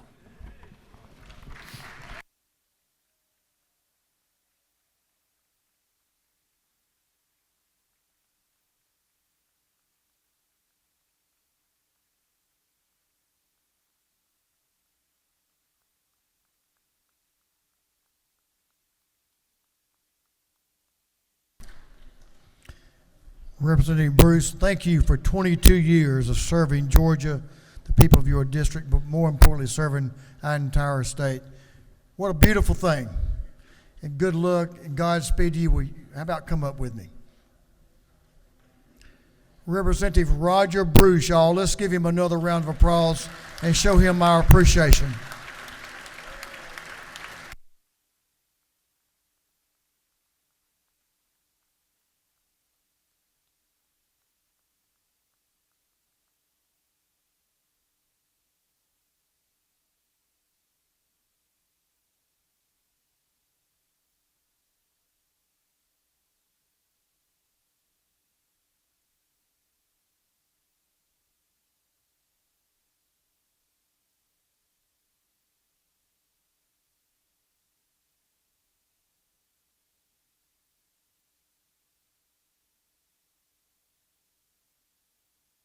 Thank you, Representative Bruce.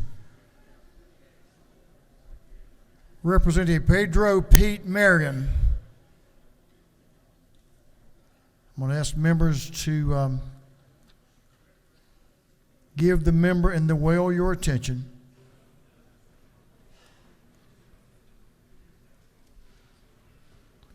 Gentlemen, we'll suspend just for a minute.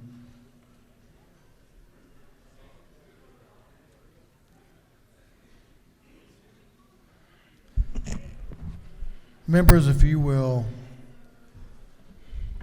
Representative Bruce, if y'all will push back just a little bit, that'll be great. Or you can go to the south, and I know some folks want to come congratulate you on your years of service, as well as take a photo in front of those flags, which is always pretty impressive.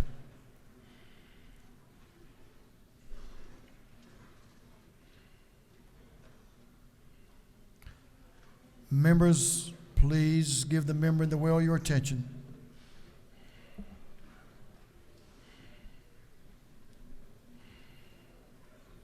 How many years you been here, Representative Marion?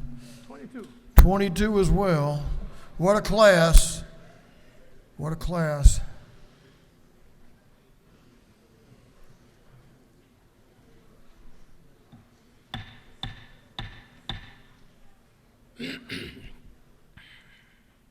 No, I didn't brought water.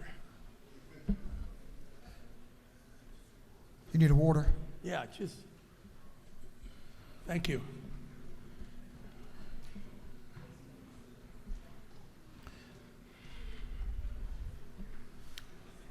Glad your assistant was able to assist. So, Well, she did a pretty good job. Representatives recognized. Representative. thank you, Mr. Speaker. Pedro Pete Marin, we appreciate you, man. Go ahead now. Thank you, Mr. Speaker. Good morning, buenos dias. You know, I asked the Speaker to do this speech next Wednesday because my wife was going to be here next Wednesday because time, and I asked my wife, and she said, you know what, better, because the last thing I want is to see you cry. So you know, it truly has been a ride. My God, I've truly been honored. And, you know, I think one of the things that I wanted to do, Mr. Speaker, is just kind of tell folks, you know, how do I came to this great institution. And then, as you know, born and raised in San Juan, Puerto Rico, a beautiful island of the Caribbean. And we moved as a corporate transfer. And 3 months after we were here, the company went into a big merger. And I got one of those calls saying, Pedro, you know, it's going to take about 6 months to a year. I saw my wife crying. Let's go back home. We wanted to stay. We did a democratic vote, and my son and myself wanted to stay. She wanted to leave, so 2-1, we stayed. So what I did was I reinvented myself around helping nonprofit organizations. As you know, something happened in the 1990s, which was the Olympics, and we had that flux of workers coming in to build the venues and the arenas and everything. But there was a lot of organizations that were not really catered to deal with that growing community. So I started doing nonprofits, went to nonprofits, different nonprofits, developing their Latino initiative until I became the executive director of a nonprofit. And I was the executive director for about 2.5 years. The organization used to be called the Mexican Center of Atlanta. You know, Puerto Rican, the executive director of the Mexican Center of Atlanta. And I learned a lot about the Mexican community here in the state of Georgia. In 2001, former Governor Roy Barnes asked me to join a commission on Hispanic affairs. So in 2001, that was the first time that I came to the Capitol to my swearing and committee meetings and everything. In 2002, there was an open seat where I lived, so I had a group of leaders that asked me to run for office, which I did. And I ran unopposed that first time. And I think it's important that we always recognize our opponents, because I have always said that our opponents makes us stronger. And I'm gonna read, because I have several friends that were my opponents. George Warren, 2004, Tory Lewis, 2006, Keith Stewart, 2008, Tory Lewis again, 2008, Brian Mock, mayor of Chamblee, 2010, Mark Williams, 2012, Rick Underwood, 2016, and Eileen Laurie, 2022.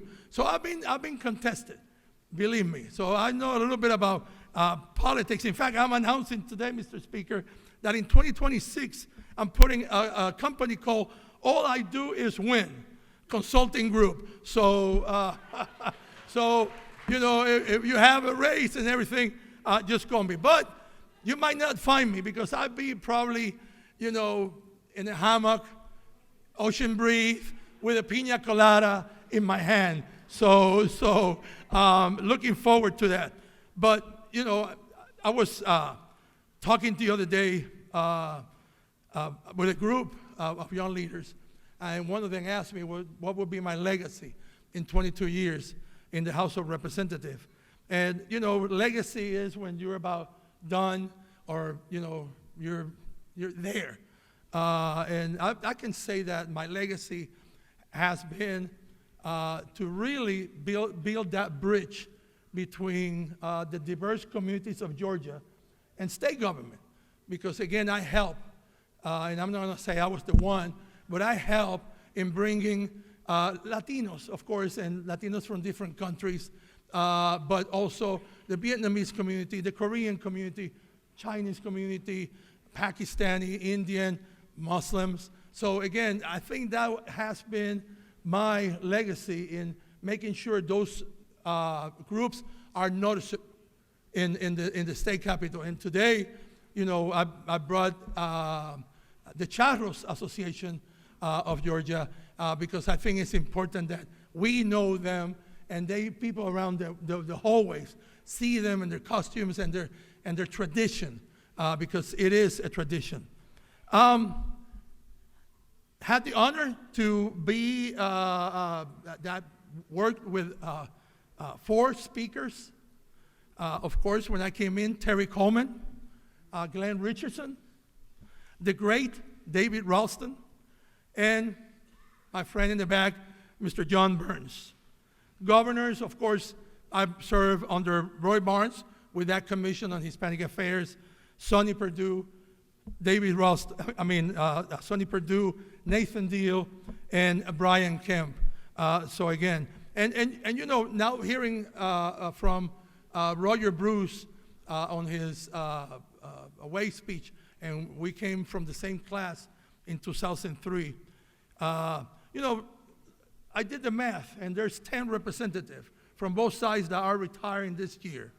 And I did the math, and there's 154 years of knowledge and wisdom leaving the House this year. 154 years of knowledge in between the legislatures that are retiring this year. And to all of them, my heart goes to them. This is a difficult job. Whoever tells you this, it's like Boy Scouts. I don't know who's been in the Boy Scout as a leader. Oh yeah, you're gonna do 1 hour a week. Lying, lying, because they say, well, 3 months a year, and that's it, 40 days assembly, and that's it. No, this has become, a year type of job. And for us, it's really difficult to sometimes juggle personal life, professional life, and political life, because we have to be out there. If we want to get reelected, we want to get, our name out, work with the community. Things happen, and June 10th,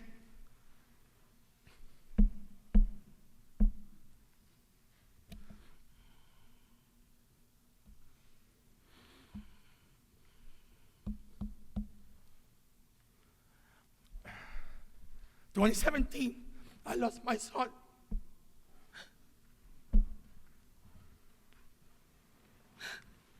Oh, no. Sit. Please, sit. Our only child, so love it. Representative, this whole house grieved with you and your family, the loss of your son. There's no doubt about that. And our heart still goes out to you. And I want to thank a lot of the members that were with me that day. It's not easy. It's not easy being your only child. So, I saw that Roger Bruce was, seeing his future. That's when I told my wife in 2018 that, we were going to be done. I was going to be done early. That we were going to try to retire and enjoy ourselves and travel and all that. So 2018, I didn't keep the promise. 2020, I didn't keep the promise. 2022, I didn't keep the promise. 2024, she was here with me when I did the announcement just to make sure that I was making that announcement about retirement. I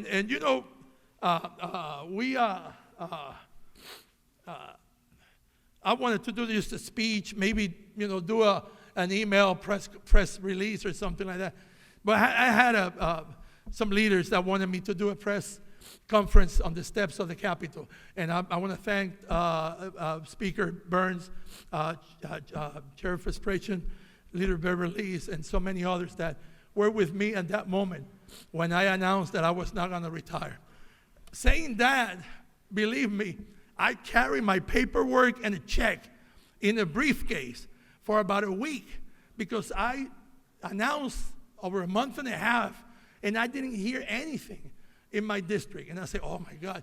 And my wife say, what happened? I say, nobody's announcing. And I say, you're not going to do it. And I say, there's two scenarios. There's two scenarios. Always keeping, I'm one of those that I see the glass half full. So two scenarios. One, that nobody qualifies. I will have to qualify by default because I don't want to leave the district vacant. Or that an opposing party will qualify and no Democrat will qualify. I will have to qualify to protect the seat. But that didn't happen. We got three outstanding ladies running for the seat. So you're going to have some new, fresh face from the 96th district. It has been truly an honor. And I've seen so many speeches in my 22 years about people leaving. A lot, believe me, a lot of speeches. And you dread that day that it comes to you. And I didn't sleep last night, believe me. Even with melatonin, I had to take a little overdose of melatonin last night so I can take a shut eye. But you're going to think about what you're going to say or how it's going to be received. We have laughter, we have tears. People are paying attention. So, I want to make sure that my wife has been my rock in fact, we're celebrating this month 41 years of marriage. So thank you.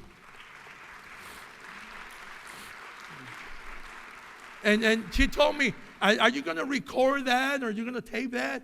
I say, yeah, you're going to see me crying in the podium. So she was just looking forward to that. But, we got together and, has been a blessing. Like I say, has been the rock. Future, what holds for us is, I have to, of course, finish my term because I'll be the representative until my replacement comes in, so I have duties.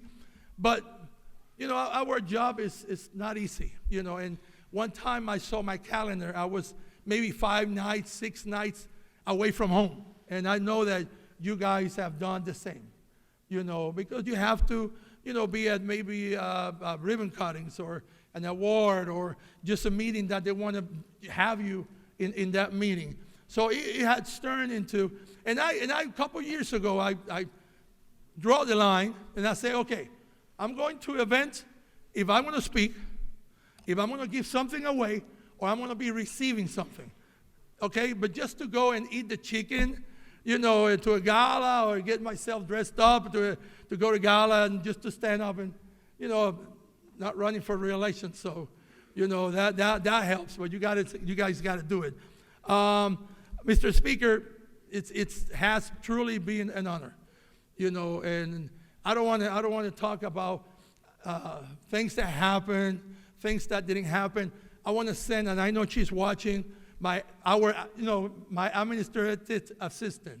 We all have administrative assistant, and we deal a lot to them because they're the front. They're the front between our constituents and ourselves. So to Kimberly Whiteman, on Suite 611, I love you. We've been together for 22 years. I told myself, I said, well, I have one of those corner office. And I told Kimberly, and I think I told Sandra, I said, I'm gonna do an auction.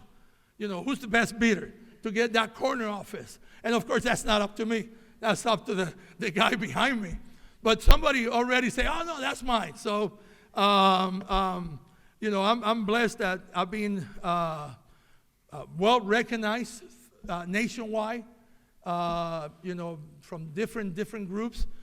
University of Georgia is going to come and pick up a lot of my stuff, a lot of my awards, my presentations, speeches that I have done in the Well and in other places, because UGA is doing archives for Latino political history. Okay, so I'm going to have them come in in a couple months, so they can start. I'm going to choose a couple because I'm going to take home several that has really mean for me. But they're going to come and take a lot of the things that I have in my office, and of course, research paper, bills that I've done. That's going to go to UGA on the archives, which is great. I think Brenda Lopez did it, Zulma Lopez also as well. Of course, they didn't have as many years and as much stuff that I got. You know, I was always joking because I chaired the office with Mickey Stevens, and you know, my heart still goes to his family. You know, and when he moved in, oh my God, you should have seen his office everywhere. You know, things everywhere. And we were joking among our suite and say, I hope he stays because you believe to pick up all that stuff. Sad to say, he had to go 2 years later, so he had to pick up. And then we saw him come back, and we were in that corner. I spent a lot of my time with Billy and Mickey Stevens on that corner. And I remember, what was the tall guy, big guy that used to sit in the corner a long time ago? Limber? No, that's not what. Well, that place used to be the space to smoke. All right, so the old timers know that they used to. I quit smoking 1998, but that used to be the smoke room for us, and that group right there. Every time that door swing open and closes, oh my God, you can feel and you can smell the tobacco, the fumes and everything, you know. So Limor, James Limor, the big guy, yes, and he was the one that really stood up and said, we gotta stop doing that. So again, I haven't seen the red light, so that's good. I can maybe do a song and dance, but no, it has truly been an honor.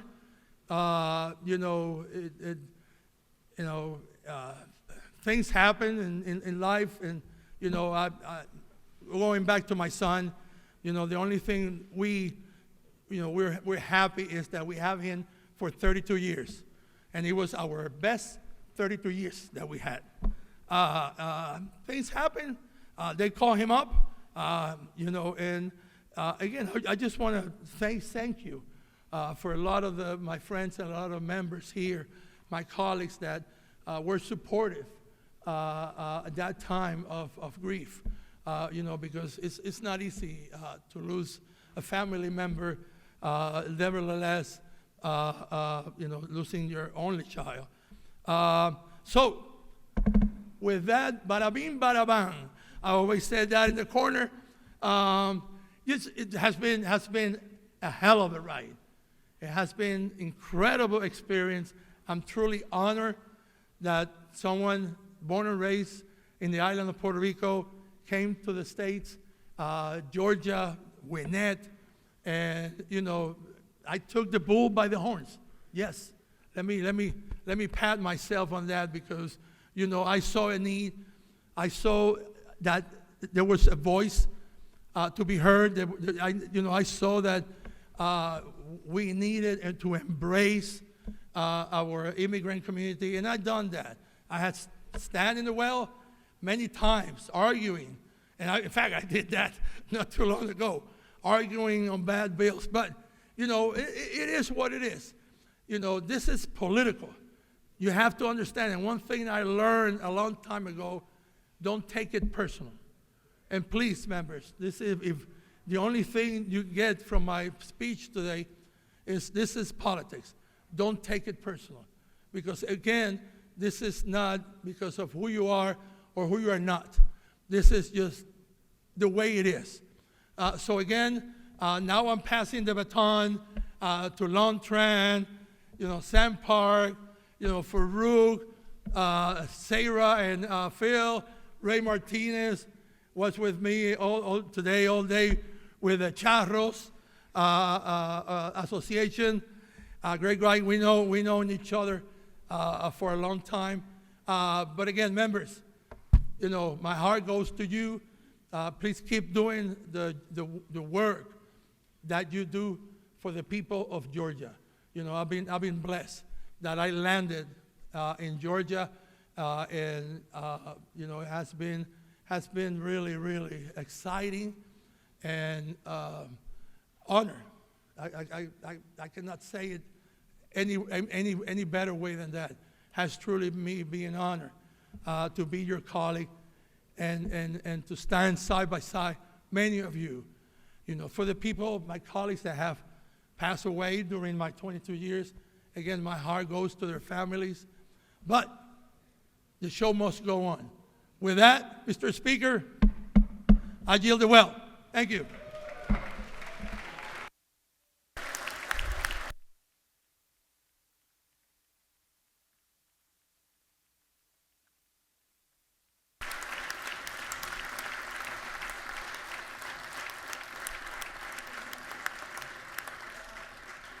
Representative Marion, thank you for your service to this House and how you care about this House and the family of this House. Thank you for your service to your community. Thank you for your service to your district. If you will come up and join me, if you don't mind.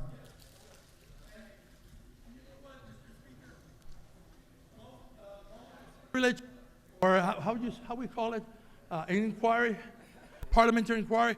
You know, I love this house so much that with the company, Jolston Company, which makes rings, I designed a ring for members of the House here in the Georgia. And I know several, 5-6 years ago when we did that, several members have done that. So again, this is how much I love this house, that I even designed a ring, which I have on right now, that when you are vested, what better that, you know, you get your ring.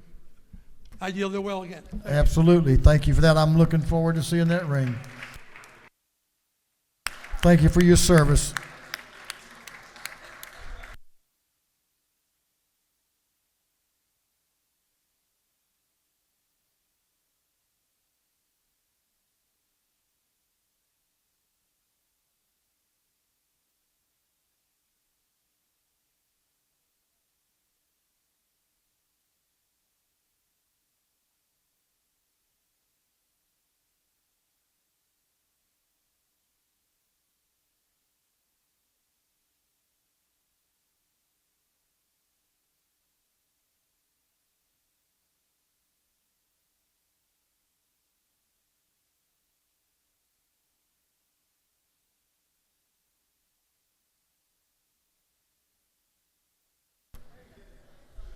Members will move on to the rules calendar.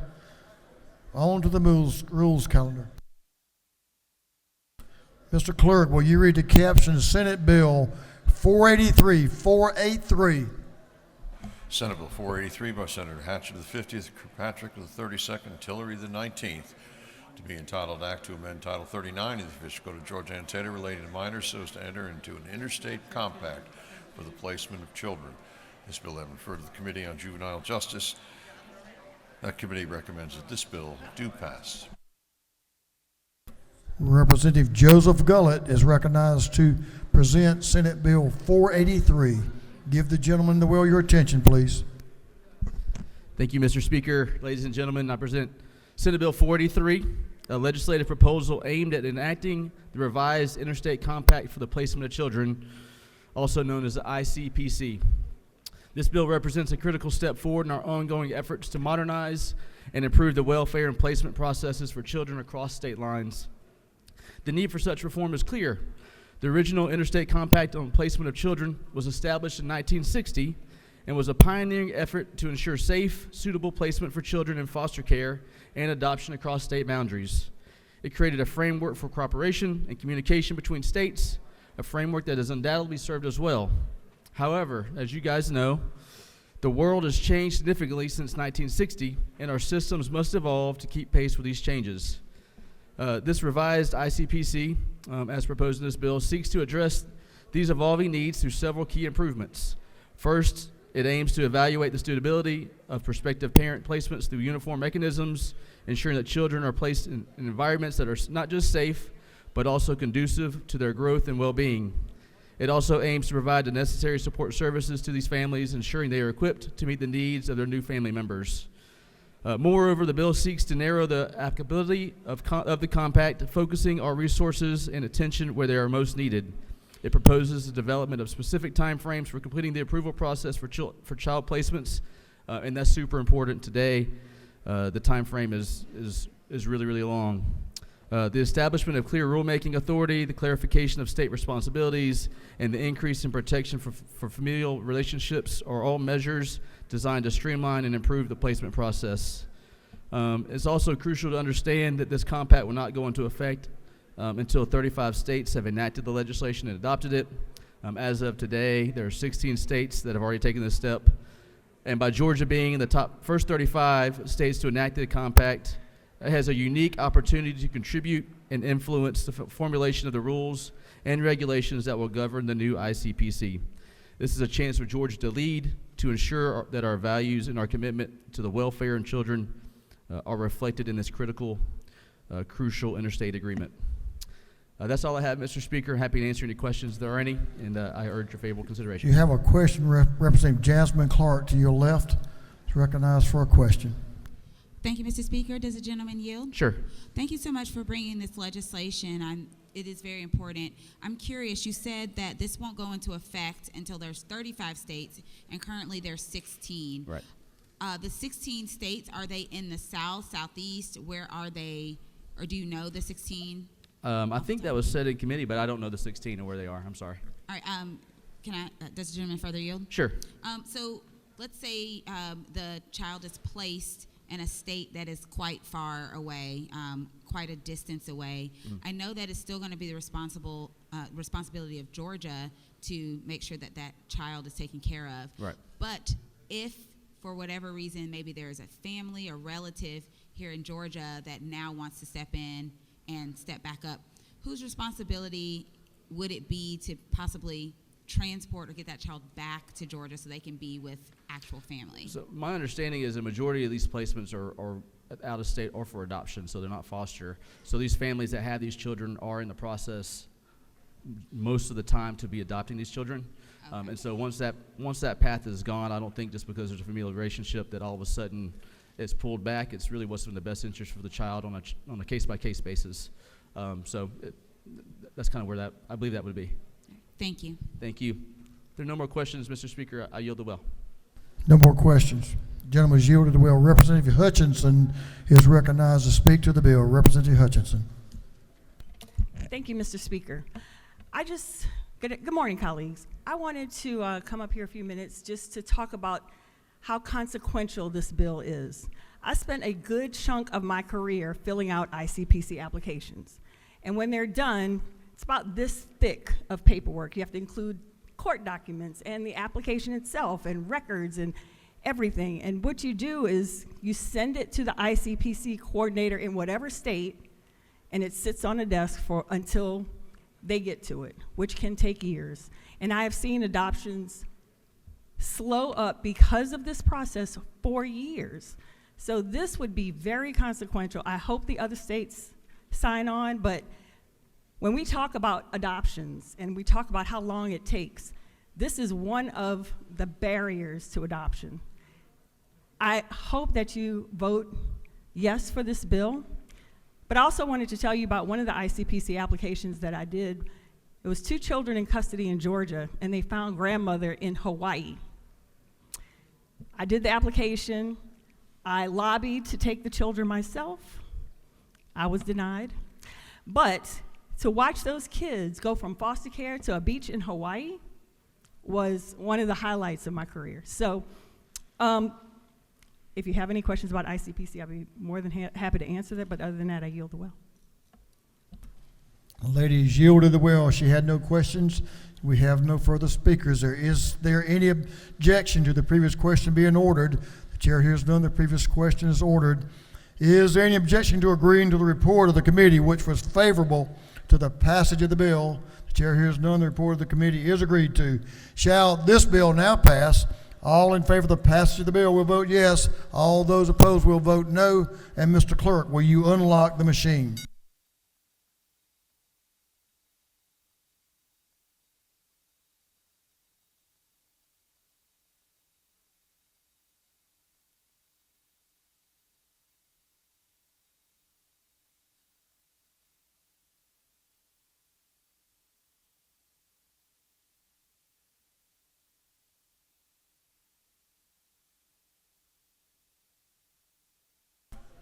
Have all members voted? All members voted. If so, the clerk will lock the machine. On the passage of Senate Bill 483, the yeas are 173, the nays are 0. The bill, having received the requisite constitutional majority, is therefore passed. Mr. Clerk, will you read the caption to Senate Bill 205? 205. Senate Bill 205 by Senator Williams, the 25th, Robertson, the 29th, and others, to be entitled an act to amend Part 3 of Article 1 of Chapter 18 and Title 43 of the official code of Georgia annotated relating to licenses for funeral directors and embalmers so as to change certain provisions related to the reinstatement of a lapsed funeral director's license. This bill having referred to the Committee on Regulated Industries. That committee recommends that this bill do pass. Representative Jason Ridley is recognized to present the bill. Thank you, Mr. Speaker. I know it's early, and I know this is going to take a little while. It's a complex bill. Last year, we passed out a bill that if you were a funeral director and you had lost your license, that just lapsed. You hadn't actually lost them through any sort of correction, but they just lapsed, that you could have a period of time to go back to do that if you repaid all the fees and everything. There was one little problem with it that the Attorney General found on line 13. We needed to add 3 words, or has allowed, and that's all this bill does. I'm ashamed to say that it's so complex they picked me to do it. So, Mr. Speaker, if there's any questions, I'll take any. You have no question. Fact is stranger than fiction sometimes. That's as exactly they right. say. Thank you. I yield the well. Gentlemen, is yielded the well. Is there any objection to the previous question being ordered? The chair hears none. The previous question is ordered. Is there any objection to agreeing to the report of the committee, which was favorable to the passage of the bill? The chair hears none. The report of the committee is agreed to. Shall this bill now pass? All in favor of the passage of the bill will vote yes. All those opposed will vote no. And the clerk will unlock the machine.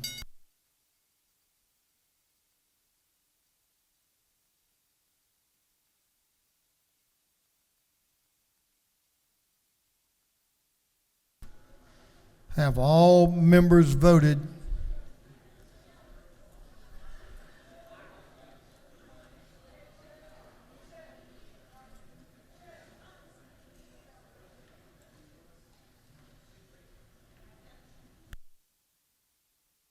Have all members now voted? If so, the clerk will lock the machine. On the passage of Senate Bill 205, the yeas are 171, the nays 1. This bill, having received the requisite constitutional majority, is therefore passed.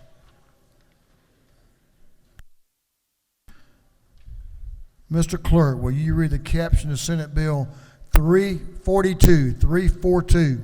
Senate Bill 342 by Senator Robertson, the 29th, Kirkpatrick, the 32nd, and others, to be entitled an act to amend Article 2 of Chapter 5 of Title 49 of the official code of Georgia annotated relating to child abuse records, so as to authorize the disclosure or use of information from child abuse and neglect registries by the Department of Human Services. This bill having referred to the Committee on Juvenile Justice, that committee recommends that this bill do pass. Representative Chair Lady Ballinger is recognized to present the bill.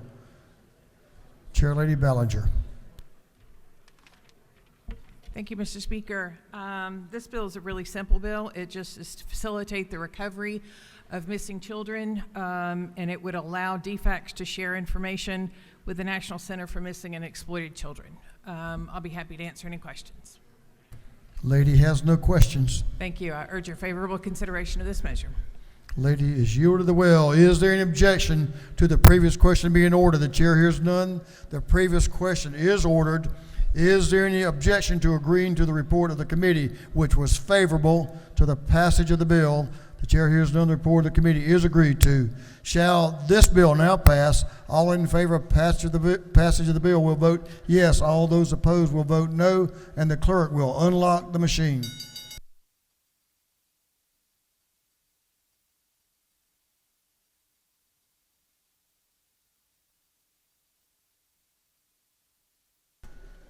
Have all members voted? All members voted.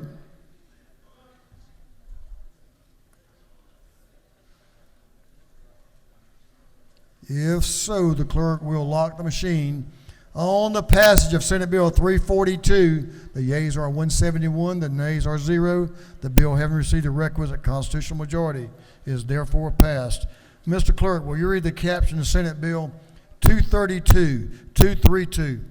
Senate Bill 232 by Senator Kennedy, the 18th, and Tillery, the 19th, Gooch, the 51st, and others, to be entitled an act to amend Title 15 of the Official Code of Georgia annotated relating to courts, so as to provide for probate court fees. This bill has been referred to the Committee on Judiciary. That committee recommends that this bill do pass by committee substitute.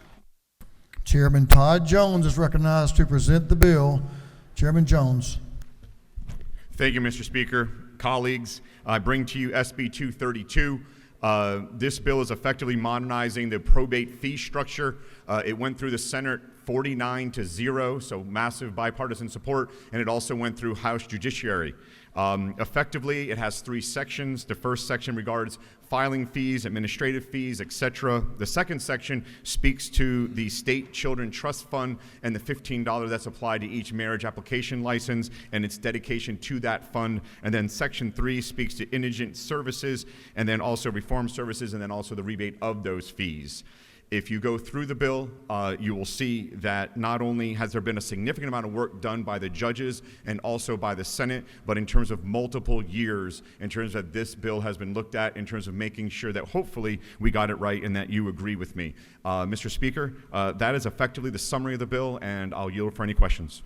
The gentleman has no questions. Thank you, sir. I yield the well. Gentleman's yielded the well. Is there an objection to the previous question being ordered? The chair hears none. The previous question is ordered. Is there any objection to adopting the committee substitute? The chair hears none. The committee substitute is adopted. Is there an objection to agreeing to the report of the committee, which was favorable to the passage of the bill? The chair hears none. The report of the committee is agreed to. Shall this bill now pass? All in favor of passage of the bill will vote yes. All those opposed will vote no. And the clerk will unlock the machine.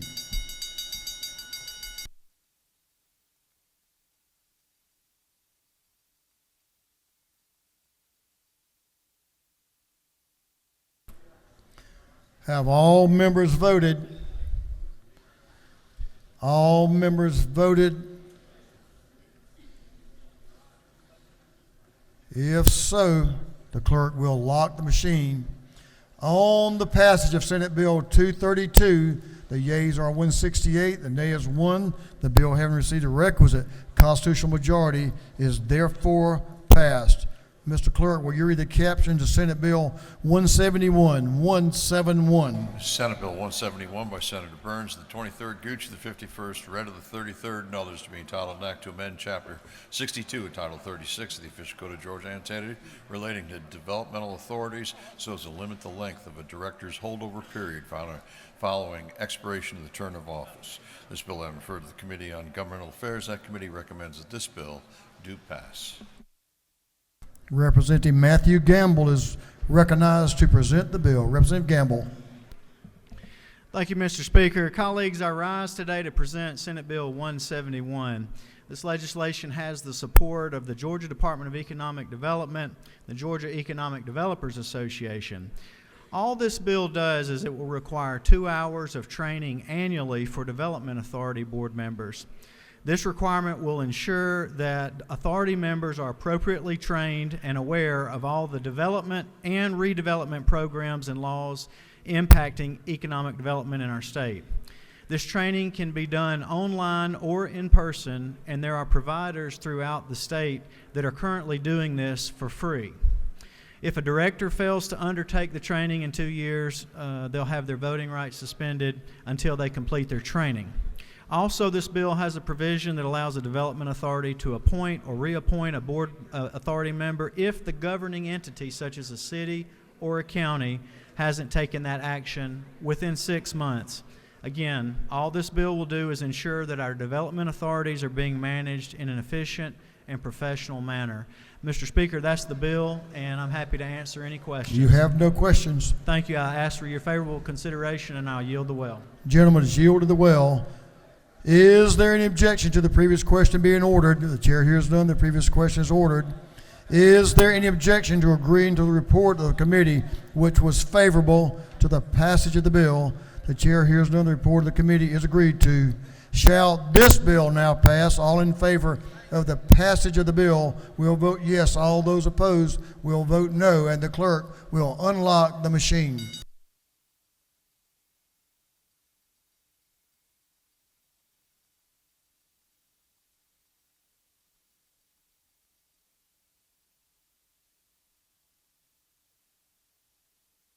Have all members voted? All members voted. If so, the clerk will lock the machine on the passage of Senate Bill 171. The yeas are 171, the nay is 1. This bill, having received the requisite constitutional majority, is therefore passed. Members, if you will join me in welcoming former member Micah Gravely. Representative Gravely.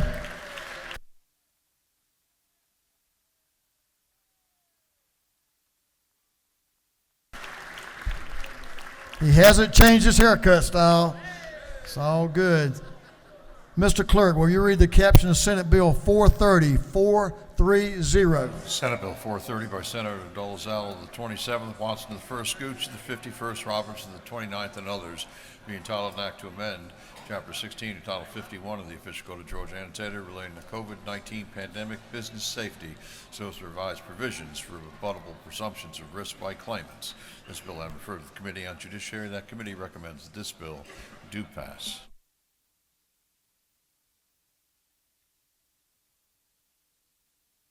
Representative Carter Barrett is recognized to present the bill. Representative Barrett.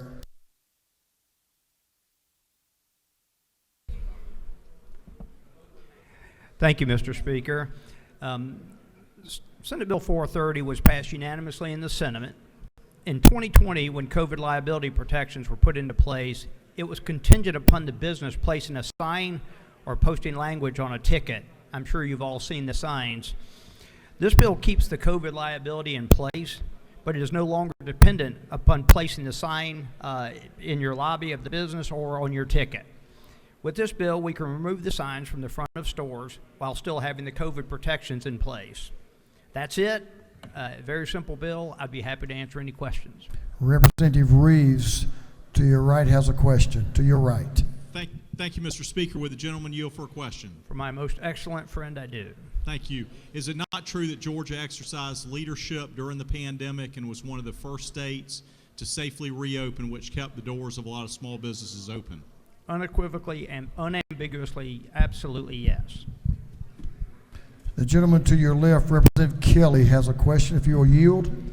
Thank you, Mr. Speaker. Would the gentleman yield? Yes, I do. Isn't it true that as a result of the COVID liability protections that we put in place during the pandemic, that we haven't seen any lawsuits regarding COVID transmission across our state? I'm sure the very clever, very, very bright gentleman knows exactly of what he speaks. To your left, Representative Jasmine Clark has a question. I will take one more question, Mr. Speaker. Thank you, Mr. Speaker. Does the gentleman yield? Yes, ma'am. Yes, I did. So when we were removing these signs, were the signs causing a burden on our small businesses or businesses in general? Well, I mean, Georgia is again the top state in the nation for doing business. So anything that makes life a little easier on businesses and reduces additional unnecessary requirements is always a good idea. I think the statute actually expired back in 2022. So again, it's kind of a moot point, probably. Does the gentleman further yield? Yes. Do you worry that when the sign comes down, people might think the law has changed for them and that now this is not the law of the land? They're used to seeing the sign and now the sign is gone. Is there any concerns about that, or was that concern raised by anyone? I'm not concerned for that, and the Senate that approved this bill unanimously wasn't too terribly concerned, I don't think. But no, this was created during the middle of a crisis while we were figuring things out, and we're 4 years in now, and I think that the world is sufficiently up to speed. But thank you for your question. Thank you. Mr. Speaker, I yield the well. Gentleman's yielded the well. You did have some questions, but he yielded the well. Is there any objection to the previous question being ordered? Chair hears none. The previous question is ordered. Is there any objection to agreeing to the report of the committee, which was favorable to the passage of the bill? The chair hears none. The report of the committee is agreed to. Shall this bill now pass? All in favor of the passage of the bill will vote yes. All those opposed will vote no. And the clerk will unlock the machine.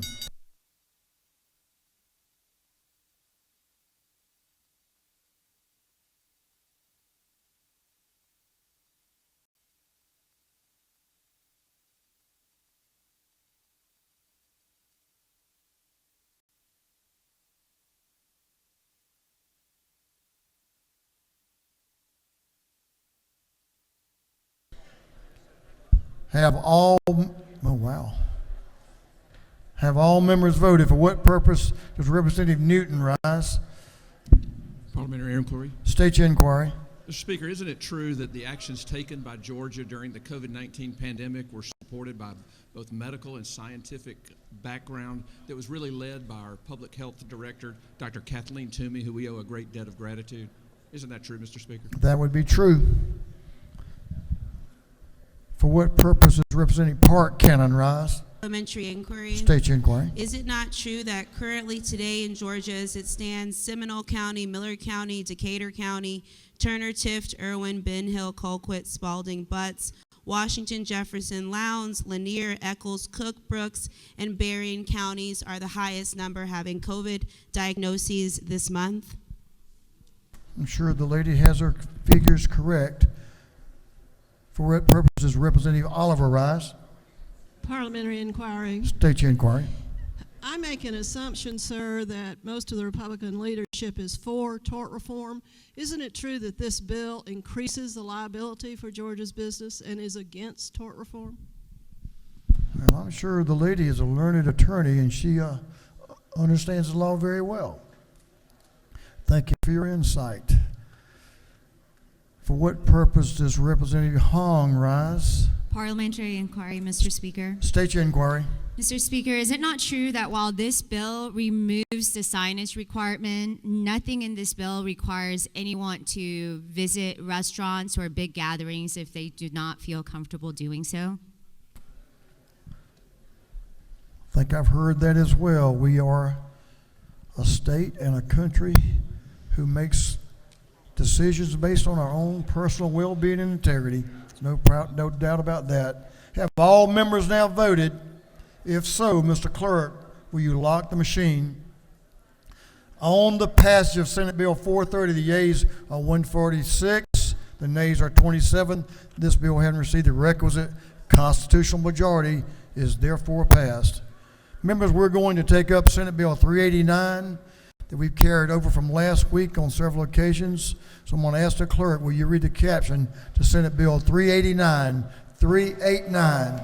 Senate Bill 389 by Senator Payne of the 54th, Kirkpatrick of the 32nd, Hodges of the 3rd, and others, to be entitled an act to amend Part 4 of Article 3, Chapter 2, Title 38 of the Official Code of Georgia Annotated relating to rights, privileges, and prohibitions so as to provide for the general to be official sponsor of the state-sponsored life insurance program for the Georgia National Guard. This bill having been referred to the Committee on Insurance, that committee recommends that this bill do pass.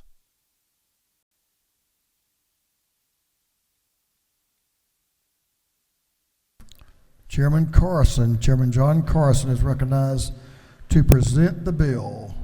Representative Carson. Thank you, Mr. Speaker. Folks, I present for your consideration Senate Bill 389. This is an agency bill. I think many of you received a letter on your desks from Commissioner of Insurance John King. All this does is specifically address the provision of a state-sponsored life insurance plan to the members of our Georgia National Guard. This move is in response to existing federal law, but also some regulations that have changed, which facilitate life insurance programs for National Guardsmen. There's one thing I did need to verify with the National Guard. This does not have a state cost. All this does is specifically note a state-sponsored plan and a state-endorsed plan under the Adjutant General. And what this will do is clear up throughout the Guard that this is the one state plan that's available for all of our hardworking National Guardsmen. If there's no questions, Mr. Speaker, I will yield the well and ask for the body's favorable consideration. Gentleman has a question. Representative Gladney, if you'll take one to your left. Yes, sir. Does the gentleman yield? Yes, ma'am. Is it not true that with over 35 National Guard and Reserve units in this state, this bill would do very much good to support those individuals to have access to life insurance, sir? The lady knows of what she speaks, and it will ensure that these life insurance benefits are available to all of our National Guardsmen and women. Thank you very much for the question. Thank you, sir, for bringing this bill. Mr. Speaker, I'm going to yield the will, sir. Thank you. Chairman Parsons had a question, but if the gentleman has yielded the well, gentleman has yielded the well. Is there any objection to the previous question being ordered? The chair hears none. The previous question is ordered. Is there any objection to agreeing to the report of the committee, which was favorable to the passage of the bill? The chair hears none. The report of the committee is agreed to. Shall this bill now pass? All in favor of the passage of the bill will vote yes. All those opposed will vote no. And the clerk will unlock the machine.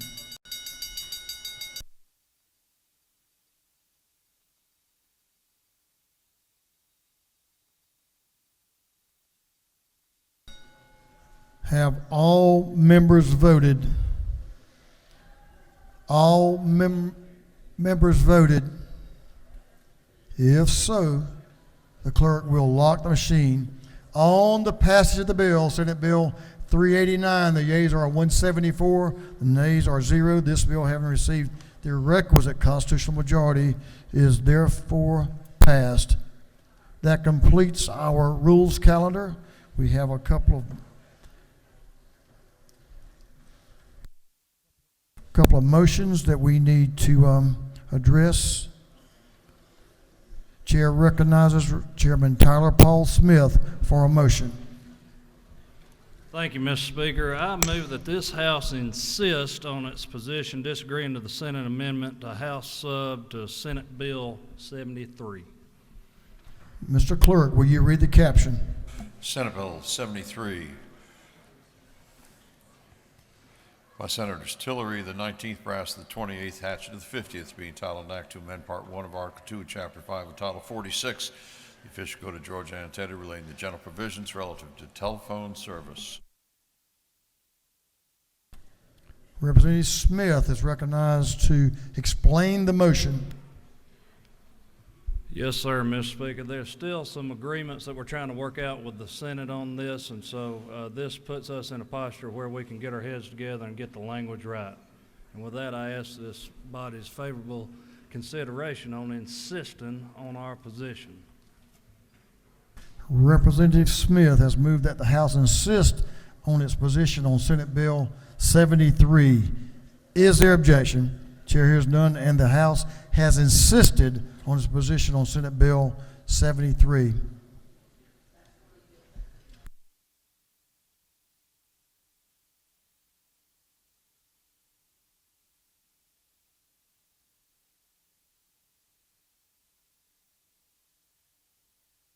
For what purpose does Representative Leverett rise?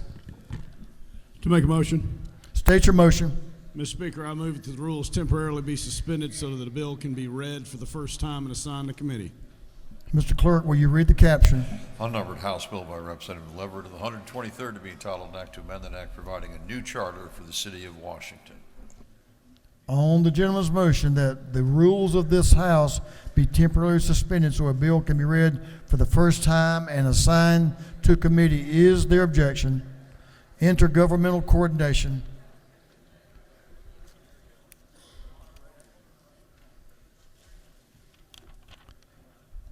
For what purpose does Chair Lady Camp rise? To make a motion. State your motion. I move that House Bill 1443 be changed from intergovernmental coordination general to intergovernmental coordination local. Mr. Clerk, will you read the caption? House Bill 1443 by Representative Holland of the 54th and others being titled an act to provide for the operation of an automated transit vehicle lane monitoring devices for enforcement of transit and transit vehicles lanes in the city of Atlanta. On the lady's motion, that House Bill 1443 be withdrawn from the Intergovernmental Coordination's General Committee and recommitted to Intergovernmental Local Committee. Is there objection? Hearing none, is so ordered.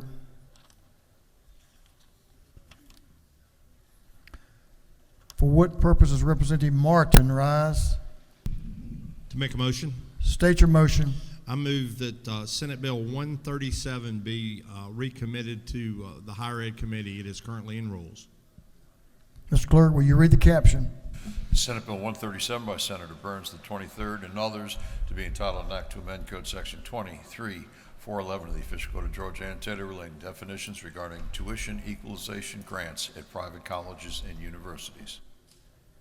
On the gentleman's motion that Senate Bill 137 be withdrawn from the calendar and recommitted to the Higher Education Committee, is there objection? Hearing none, is so ordered. For what purpose does Chairman Gunther rise? Make a motion. State your motion. Motion is to move Senate Bill 203 from Defense and Veteran Affairs to Judiciary. Mr. Clerk, will you read the caption?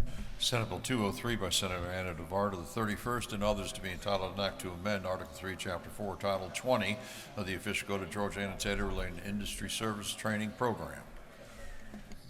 On the gentleman's motion that Senate Bill 203 be withdrawn from the Defense and Veteran Affairs Committee and recommitted to the Judiciary Committee, is there objection? Hearing none, is so ordered.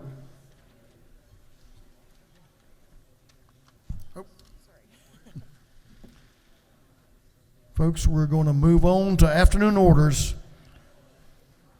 I know you have a busy afternoon, members, so I'm going to ask the members as you come to the well to be as close to 1 minute as possible. Representative Inga Willis is recognized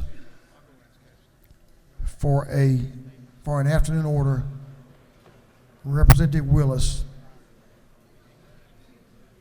I'm going to ask the members to stand, please.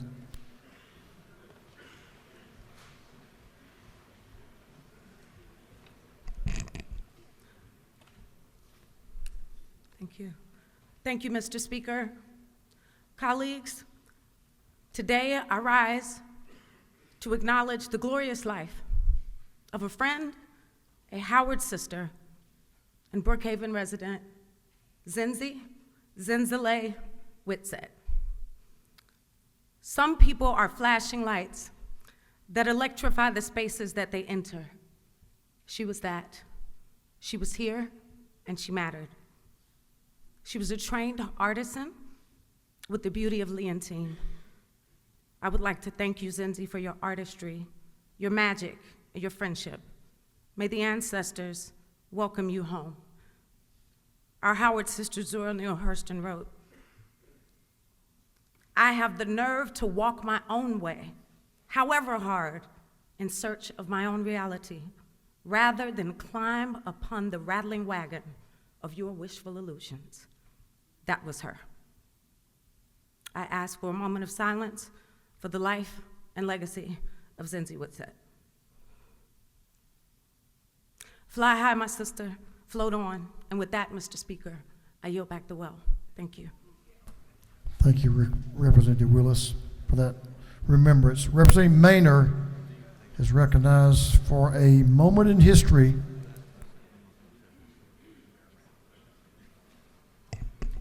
Thank you, Mr. Speaker. I'm sorry that this picture is a little blurry, but one of the things that I wanted to just point out for Women's History Month is, thank you for that. I used to work in the Office of HIV, AIDS, and STDs for CDC. The very first job I had coming out of college was working for the U.S. Surgeon General. This current diagnosis, new HIV diagnoses among women, by transmission category, it basically says up to 80% of women get new diagnoses of HIV/AIDS through heterosexual contact. The reason I'm bringing this up today for Women's History is because it now includes transgender in the women's category. If we are going to continue to protect women with research, we must not be disparaging to women facts. And so that is the Women's History moment, that now transgender women are included in scientific data of the women category. Thank you, Mr. Speaker. Thank you, Representative. Representative Kimberly New is recognized for an afternoon order. Give the lady in the wheel your attention, please. I'd like to ask my friends to join me. She has friends. I do have friends today. Another moment in history. Sir, it kind of sounded like I didn't have friends. I'm not surprised. You're a pretty nice person. In honor of Women's History Month, I'd like to highlight Viola Ross Napier from Bibb County and Bessie Kempton Crowell from Fulton County. These remarkable women were elected to the Georgia House of Representatives September 13, 1922, 102 years ago. These were the first women elected into the Georgia General Assembly just 2 years after the 19th Amendment granted women the right to vote. Napier was a school teacher, a mother. She pursued her dreams of becoming an attorney after her husband passed away. No one would employ her, so she started her own practice, she became a lawyer, started her own practice. She started representing other women. Bessie Kempton Crowell was an Atlanta constitutional reporter. She served 3 terms in the legislature, ending in 1931. She went on to become the editor and publisher of the Fulton County Daily Report. You know Underground Atlanta? She did that with a viaduct bill. So her legacy is still here and around the corner. We're sitting here today thanks to Napier and Crowell's unwavering hard work and dedication. They helped lay the foundation for all women in Georgia. Thank you.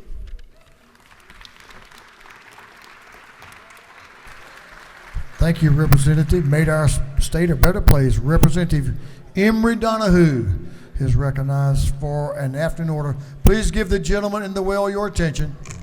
Thank you, Mr. Speaker. A year ago today, we rang the bell with my wife, Elaine. Prayer is amazing. She rang the bell a year ago today, and if she behaves, tomorrow will be our 43rd anniversary. She is up in my office, cleaning it up, mopping, and making sure everything looks good. I love you, Elaine. Happy anniversary. And my grandson, Levi, is back here, or maybe on the wall. Levi Joseph Brownlee, stick your hand up. So thank you very much, Mr. Speaker. Elaine, we're so happy for you, and so know you're so blessed by the good Lord. No doubt about it. Representative Al Williams is recognized for an afternoon order. Representative Al Williams. Thank you, Mr. Speaker. At the expense of possibly upsetting some of you, I kind of stood to say, after listening to some of my brethren on the Senate side who had opinions on Rivian and the plant up near Social Circle, having spent 24 years on the Development Authority in Liberty County and now the chairman, I hate to shock us, but do you realize that when we're elected, it does not make us an expert in economic development? I must say Pat Wilson has done an excellent job, and I do think that this is not the end of the story, but there are clawback provisions in there. But let's don't get involved in the intricate details of things that we really don't do every day for a living. I would never try to perform surgery, so let's just give it a chance. I've lost too many projects to Tennessee, Alabama, and South Carolina, and it's not the end of it. I watched the Mercedes plant was scheduled for Savannah. We thought the world ended when it didn't come, but look at that mega site now. Let's keep our eyes on the prize and stay out of the making of the sausage in the details of economic development. Thank you, Mr. Speaker. Thank you, Representative Williams. You're right. Chairman Bonner, you're recognized for a special afternoon order. Thank you, Mr. Speaker. Yesterday, we honored the 2023 class of inductees into the Georgia Military Veterans Hall of Fame. This diverse group of 15 men and women represent the best the state of Georgia has to offer. The class include ranks from private first class to a 4-star general and spans service from World War II to present day. Among the honorees are 2 service members killed in action and 2 prisoners of war. 2 of the inductees honored for their service were Commissioner of our own Department of Veteran Services, Patricia Ross, and former Governor Nathan Deal. All of the Hall of Fame photos are on display in their new permanent home on the first floor of the Capitol, where thousands of Georgians each year can read their stories and recognize the sacrifice made on their behalf to keep our nation free. Thank you, Mr. Speaker. It was a great day, some great remembrances. Chair Lady Mathiak's recognized for an afternoon order. Thank you, Mr. Speaker. Today, I would like to invite my friends in the House to visit with Gordon University students. They are here in the Capitol in room 230, and they'll be there right now until about 2:30. Anybody that's got a student at Gordon, I'd love for you to come and say hello. Thank you, Mr. Speaker. Representing Brad Thomas is recognized for an afternoon order. Thank you, Mr. Speaker. Many of you might see these at your desks today. This is about the Civil Air Patrol who are here. The Civil Air Patrol is a federally chartered nonprofit corporation that is also the Air Force Auxiliary. Its mission is supporting American communities with emergency response, diverse aviation ground services, youth development, and promotion of air, space, and cyber power through aerospace education. With that, Mr. Speaker, thank you. I yield the well.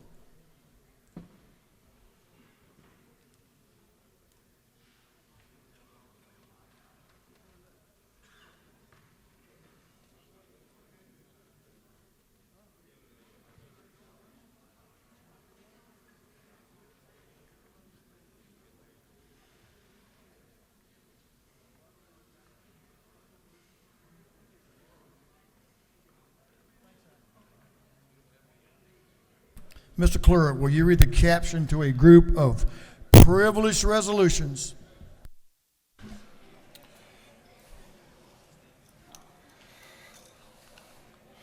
Honoring the life and memory of Patricia Annette Lowry. Honoring the life and memory of Garth Anthony Dermott Henton. Honoring the life and memory of Walter James Gordon Sr. Honoring the life and memory of Robert Jennings Bob Shaw. Recognizing and commending the Grayson High School's Chamber Orchestra. Commending the Associated Builders and Contractors of Georgia for its efforts in making Georgia a top state for construction. Recognizing and commending Georgia Advancing Communities Together Incorporated. Recognizing and commending the Christian Business Women's Network International for outstanding contributions. Congratulating and commending Hartwell Golf Club. Recognizing and commending Jay Smith. Recognizing and commending Umu Igbo Unit. Recognizing and commending all the divisions of the Georgia Bureau of Investigation. Recognizing and commending Didi Tumba. Recognizing and commending Awet Iwaisu on his outstanding public service. Recognizing and commending Eric Mwangi. Recognizing October 20th, 2024 as Mashunja Day. Recognizing and commending Aaron Benjamin. Recognizing and commending France Bourget. Recognizing and commending Mickey Sparkle. Recognizing and commending the Nigerian Women Association of Georgia. Recognizing and commending Lawrence Prescott. Recognizing and commending Dr. Angela Harris. Recognizing and commending Hazel Carmen Mitchell. Recognizing and commending Hopeland Fitzgerald Comrie. Recognizing and commending Dr. Shannon Bluff, the 2024 Georgia High School Principal of the Year. Recognizing and commending the Georgia Tech Glee Club. Recognizing and commending Dr. Mika Troy. Recognizing and commending Dr. Diana M. Williams. Recognizing and commending Dr. Megan Beach Gomes. Recognizing and commending Tamika Johnson.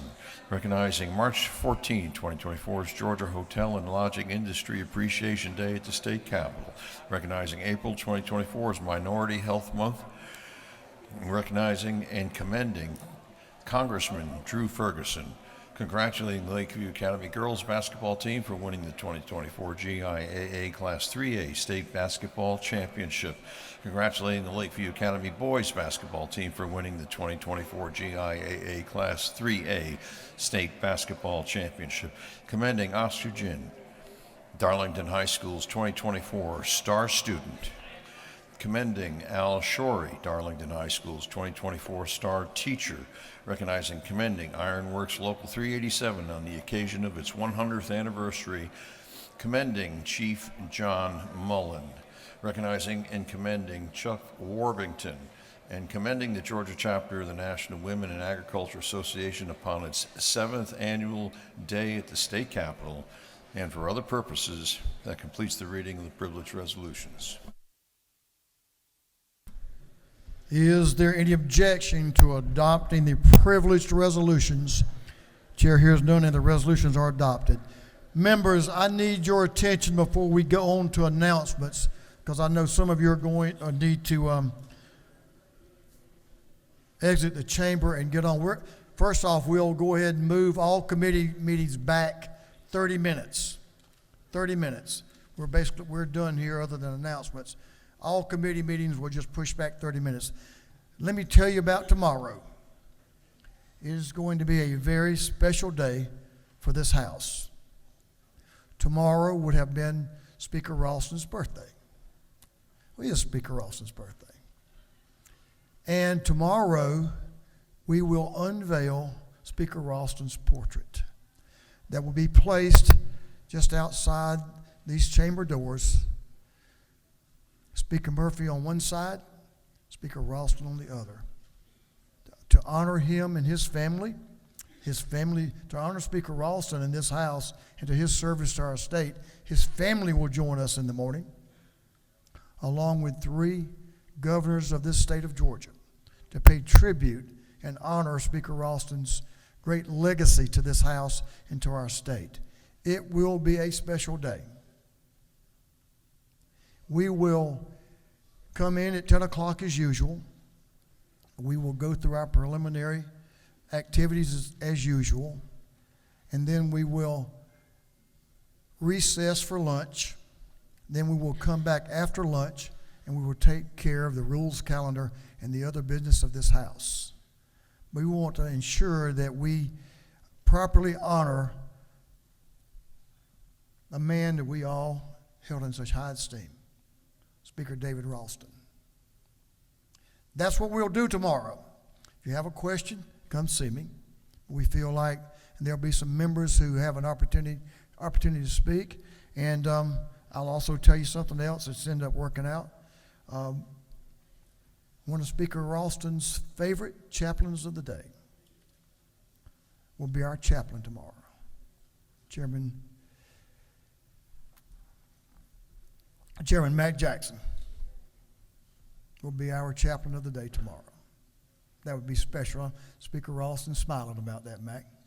I can assure you of that. So that's our plan for tomorrow, and I hope everyone can be here, and certainly as we celebrate the life and legacy of Speaker David Ralston. We'll move on to announcements now. Chairman Corbett is recognized for an announcement. Announcements, again, will recognize all committee meetings will move back 30 minutes. All committee meetings. Thank you, Mr. Speaker. This is the announcement everybody's been waiting on. The Rural Caucus will be meeting over at the Ag Building for lunch. We've got roasted chicken, baked salmon, mashed sweet potatoes, green beans, and peach cobbler. Hopefully it's Dickey Peaches, but y'all come join us. Chairman Camp, Chair Lady Camp, recognized for a announcement. Thank you, Mr. Speaker. This is regarding local bills. If any of you have any local bills that are waiting on their ads, please let me know. This is the last week an ad can run. Really, the deadline should be tomorrow, but there are several people who had ads running this week, so we're going to have to suspend the rules for those bills on Monday. If that is you, please let me know so we can be aware of it and we can handle that business on Monday. Thank you. Representative Tran is recognized for an announcement. Thank you, Mr. Speaker. The CAB delegation, please meet in the South Anteroom upon adjournment. The CAB delegation, please meet in the South Anteroom upon adjournment. Thank you, Mr. Speaker. Thank you. Representative Park Cannon is recognized for an announcement. Thank you, Mr. Speaker. Just 3 announcements. Tomorrow, the Fulton County delegation will meet at 4 p.m. in Capitol Room 216. We need to approve our minutes, so if folks can come quickly, that would be super helpful to the process. Secondly, tomorrow is 3rd Annual Perinatal Provider Appreciation Day. If you have a midwife, OB, person who works in the perinatal space who you want to honor, we'll be doing a morning order, and many individuals are coming from different districts. It's also Black Midwife Day tomorrow, and all of that will take place in Capitol Room 123 between 12:30 and 3 p.m. Thank you. I yield the well.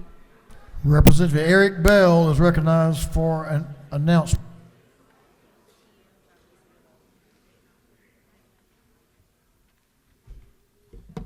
Thank you, Mr. Speaker. Colleagues, I would like to invite you all to Georgia Young Democrats Day tomorrow at the Capitol. They will be here from 10 a.m. to 3 p.m. in room 514 at the Coverdale. So come join us. Thank you. Thank you. Representative Jasmine Clark is recognized for an announcement. Thank you, Mr. Speaker. This evening at 6 o'clock p.m. at the National Center for Civil and Human Rights, Chair Carl Gilliard, the chair of the Georgia Legislative Black Caucus, will be presenting Building Bridges and Connecting Communities with members of the Hindu community. Please come out and join us. That's tonight at 6 o'clock p.m. at the National Center for Civil and Human Rights. Thank you. Chairman Todd Jones recognized for an announcement. Thank you, Mr. Speaker. Colleagues, TII will be meeting in 417 for a pre-committee lunch, and then we will be meeting at 2:30 in the CLOB. Thank you very much, Mr. Speaker. Chairman Lumsden recognized for an afternoon order. Members of the House Insurance Committee, there will be lunch provided, Fox Barbecue, CLOB 514, about 1:15 till 3. Thank you. Chairman Tyler Paul Smith recognized for an announcement. Thank you, Mr. Speaker. The Hong Subcommittee of Judiciary Non-Civil will meet at 2 o'clock, and then the full Judiciary Non-Civil Committee will meet upon adjournment of the Hong Subcommittee. Thank you, Mr. Speaker. Representative Victor Anderson is recognized for an announcement. Thank you, Mr. Speaker. Governmental Affairs Full Committee will meet in CLOB 606 at 3:30. Chairman Bonner is recognized for an announcement. Defense and Veteran Affairs, 3:30 in room 515. 3:30, room 515. Thank you.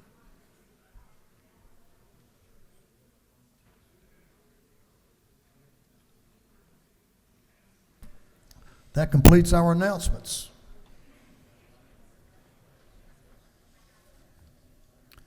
Okay, everyone's aware of the afternoon priorities and about what we'll be about in the morning until lunchtime. So plan your day accordingly. We'll be busy tomorrow afternoon, so plan your day accordingly. The majority leader of this House is recognized for a motion. Thank you, Mr. Speaker. I move that this House stand in recess until 5 o'clock p.m. and then stand adjourned until 10 a.m. on Thursday, March 14th, 2024. On the motion of the majority leader, this House stand in recess until 5 o'clock p.m. today, and then be adjourned. At which time we'll be adjourned, and then we will come back and tend to the important business of this House tomorrow on Thursday, March the 14th, 2024, at 10 a.m. All those in favor of the motion will say aye. All those opposed will say no. The ayes clearly have it. We are in recess.